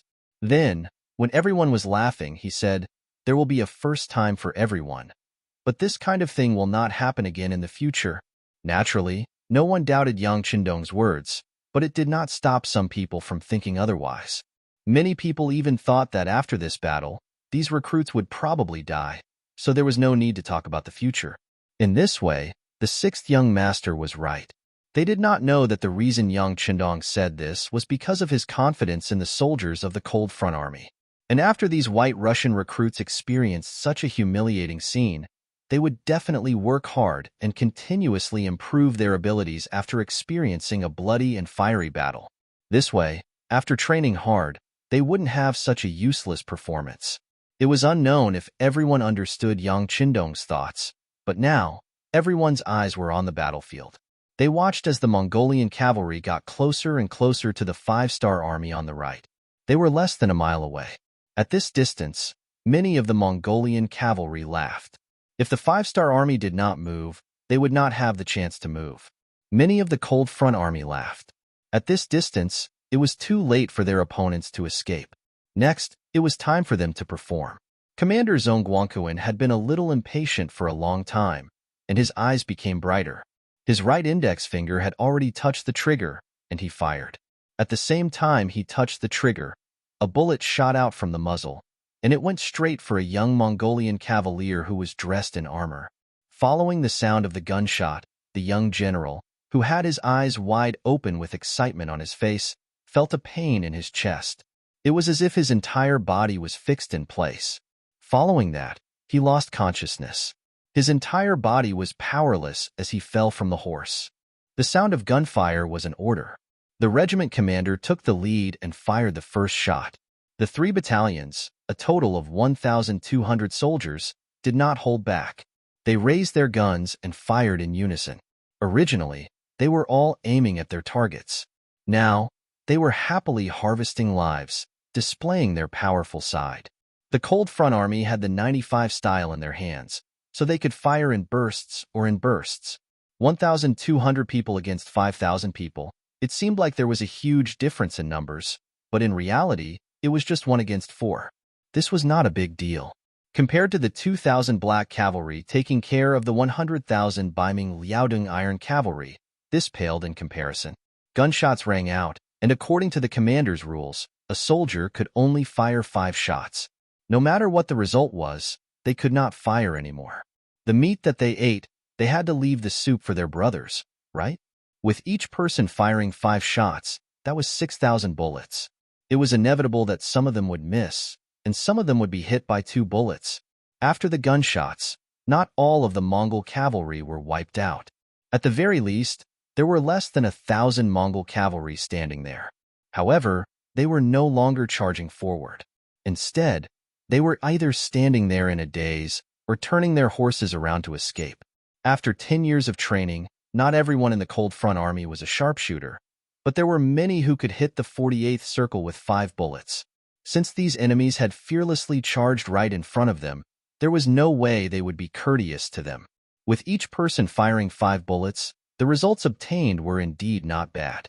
More importantly, after this round of shooting, it also shattered the confidence of the Mongolian cavaliers to charge forward, causing them to feel fear as if they had met the devil, and they lost their will to fight.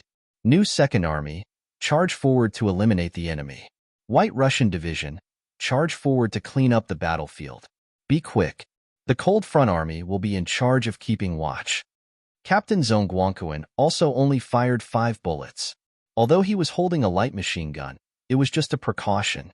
Now that he saw that the opponent was not going to be easy, he would not casually waste bullets and take the lead to break the rules.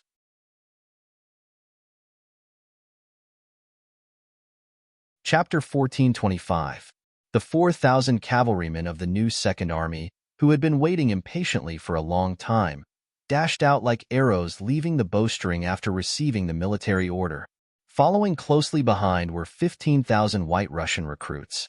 Although they didn't have much combat experience and their military qualities weren't up to par, they were still capable of cleaning up the battlefield. Even so, when many of the recruits arrived at the battlefield and saw the blood flowing like a river and broken limbs all over the ground, many of them couldn't help but vomit. This was normal, and no one would laugh at them. Elite veteran soldiers weren't originally so iron-blooded.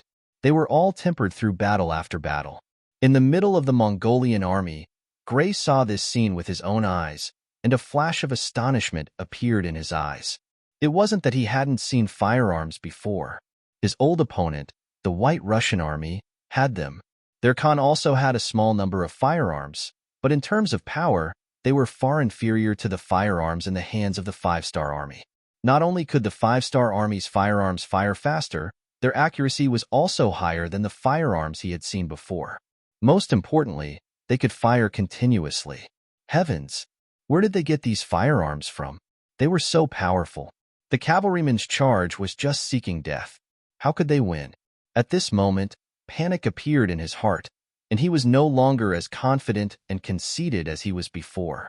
After being frightened by the powerful firepower and might of the 95 style, Gray didn't immediately order his men to rescue the survivors. When the battlefield was almost completely cleaned up, he suddenly thought of something.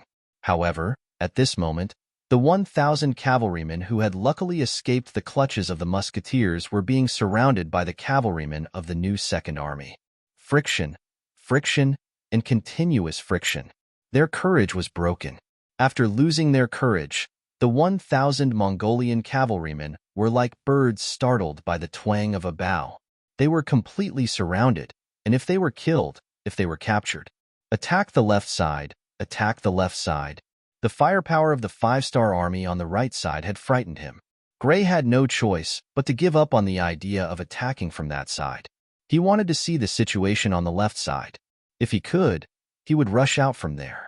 Now, he was not thinking about how to take Kazan, but how to leave this place and inform the Khan of the fact that the 5-star army had powerful guns.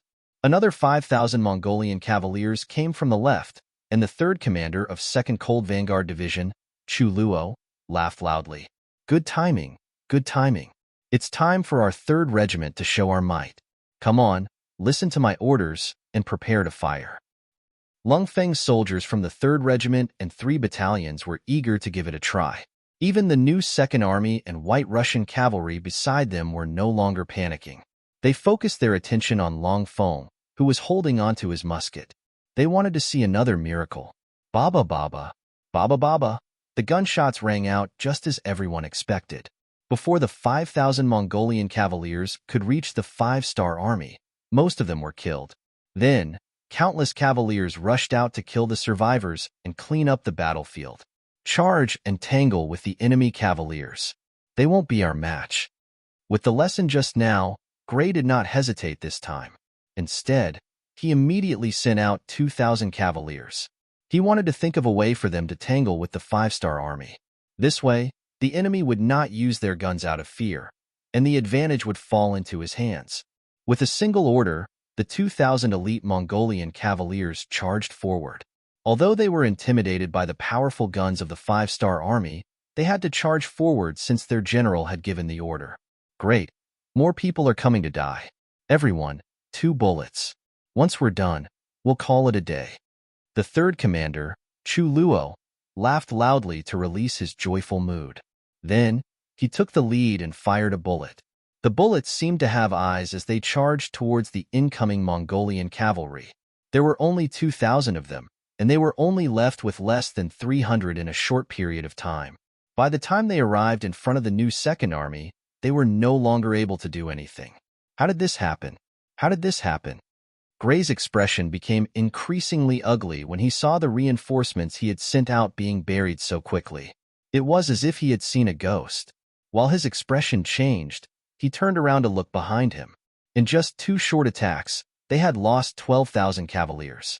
Not a single one of the cavaliers who had charged out had returned alive. This was the first time he had seen such a loss after becoming a general. In the past, when he had fought with the White Russian army, he had suffered some losses. However, if he wanted to retreat, he could do so. How was it like facing the 5-star army, where none of the cavaliers he had sent out had returned? It wasn't just Gray. The 3,000-plus cavaliers under him, as well as the 30,000 White Russian slaves, all revealed terrified expressions.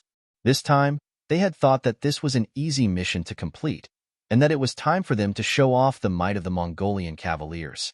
However, who would have thought that this was simply hell? In front of the 5-star army, they were just like loathsome mosquitoes that could be stepped on and slaughtered at will. No one had any ideas. They could only look at Gray, hoping that he would have a way to turn the situation around. However, Gray had long since run out of ideas. He had only taken a glance behind him and did not give the order to break out of the encirclement. From his point of view, he still had a chance. There was no need for him to make a decision to fight to the death. He could continue waiting. Once there was no news of him from the Khan for a long time, he would definitely send reinforcements. When that happened, there would be an opportunity for him to coordinate with the Mongolian cavaliers. With hope in his heart, Gray decided to pull back his troops and focus on defense. His army could no longer take a beating. If not, their morale would be completely destroyed. While the 5-star army on the left, rear, and right were waiting for their opponents to choose to attack, the Mongolian cavaliers had actually stopped in their tracks. Furthermore, they quickly took out the barricades that they had put away in the morning and assumed a stance that they were going to defend to the death. This infuriated the 3 armies surrounding them. What are they doing? They've only charged out twice, and they're already afraid. What a bunch of cowards. They're cowards. How can such people claim to be the strongest Mongolian cavaliers in the world? What a joke. Angry shouts followed, and there were even people shouting in dissatisfaction.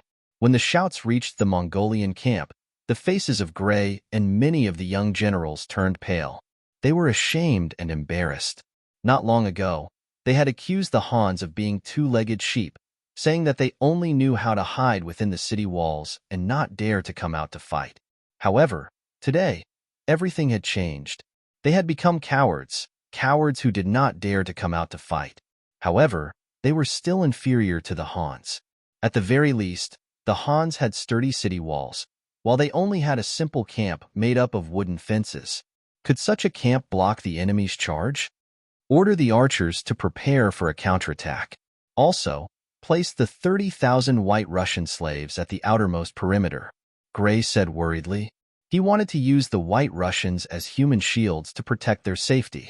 Regardless of whether the White Russians were willing or not, under the threat of the 30,000 Mongolian cavaliers, they could only do as they were told. This scene was seen by the surrounding White Russian soldiers, causing many of them to reveal expressions of anger. Although these people were not their friends, from a certain point of view, they had a common ancestor. In fact, if they were a few generations older, they might even be of the same race. Seeing their fellow countrymen being humiliated and threatened, some of the hot-blooded people actually took the initiative to ask for battle. They wanted to charge up and kill the Mongolian cavaliers to save the people with the same skin as them. On the city wall, the generals were still in a state of excitement from their great victory, especially Nikolai and Ahuli. This was the first time they had seen the five-star army show off their might with their guns. Naturally, they were excited and emotional. They were proud to have joined such a powerful force. At this moment, the voices of the soldiers asking for battle reached the ears of the two division commanders. After looking at each other, they reported to Yang Qindong. The final decision was still in the hands of Bugnam of Gojoseon. Let's talk about it later. Yang Qindong did not agree. From his point of view, now was not the time to attack. Although the White Russian soldiers were of a different race, they had surrendered to him and joined the five-star army. He had to consider their safety. At the very least, he could not let them die for nothing. Before they could form a fighting force, Yang Qindong would not let the White Russians take the risk. This was out of kindness, and Nikolai and Ahuli were naturally clear about it. They did not fight for it. Instead, they were touched by Yang Qindong's sympathy. Furthermore, Yang Qindong's gaze was deep and calm. With the might of his guns, the 80,000 Mongolian soldiers were just monkeys in the palm of the Buddha. He could play with them however he wanted. If not for the fact that the other party was strong and could not develop without sufficient manpower, he would have already given the order to annihilate them. Yang Qindong did not hold much hatred towards the Mongol army. Due to geographical reasons, the Mongol army did not have much conflict with the Han people. Even after they were defeated in history, they did not cause much harm. Therefore, if he could capture more of them, he was willing to do so even if it took more effort. Gray didn't know about this. What he needed to do now was wait for reinforcements to appear. This time, as he was rushing for time, he had only brought 3 days' worth of rations. From his point of view, even if they could not attack Kazan City, reinforcements would arrive. If they did not have enough rations, they could just wait patiently. In fact, he was still waiting for reinforcements to appear. At that time, he might be able to coordinate with them. After seeing the might of the five-star army's guns, he did not dare to think about attacking the city. However, there was a high possibility of retreating. You're tuning in to the Warrior Lore YouTube channel. Don't forget to subscribe and join us on this journey to catch the most captivating stories.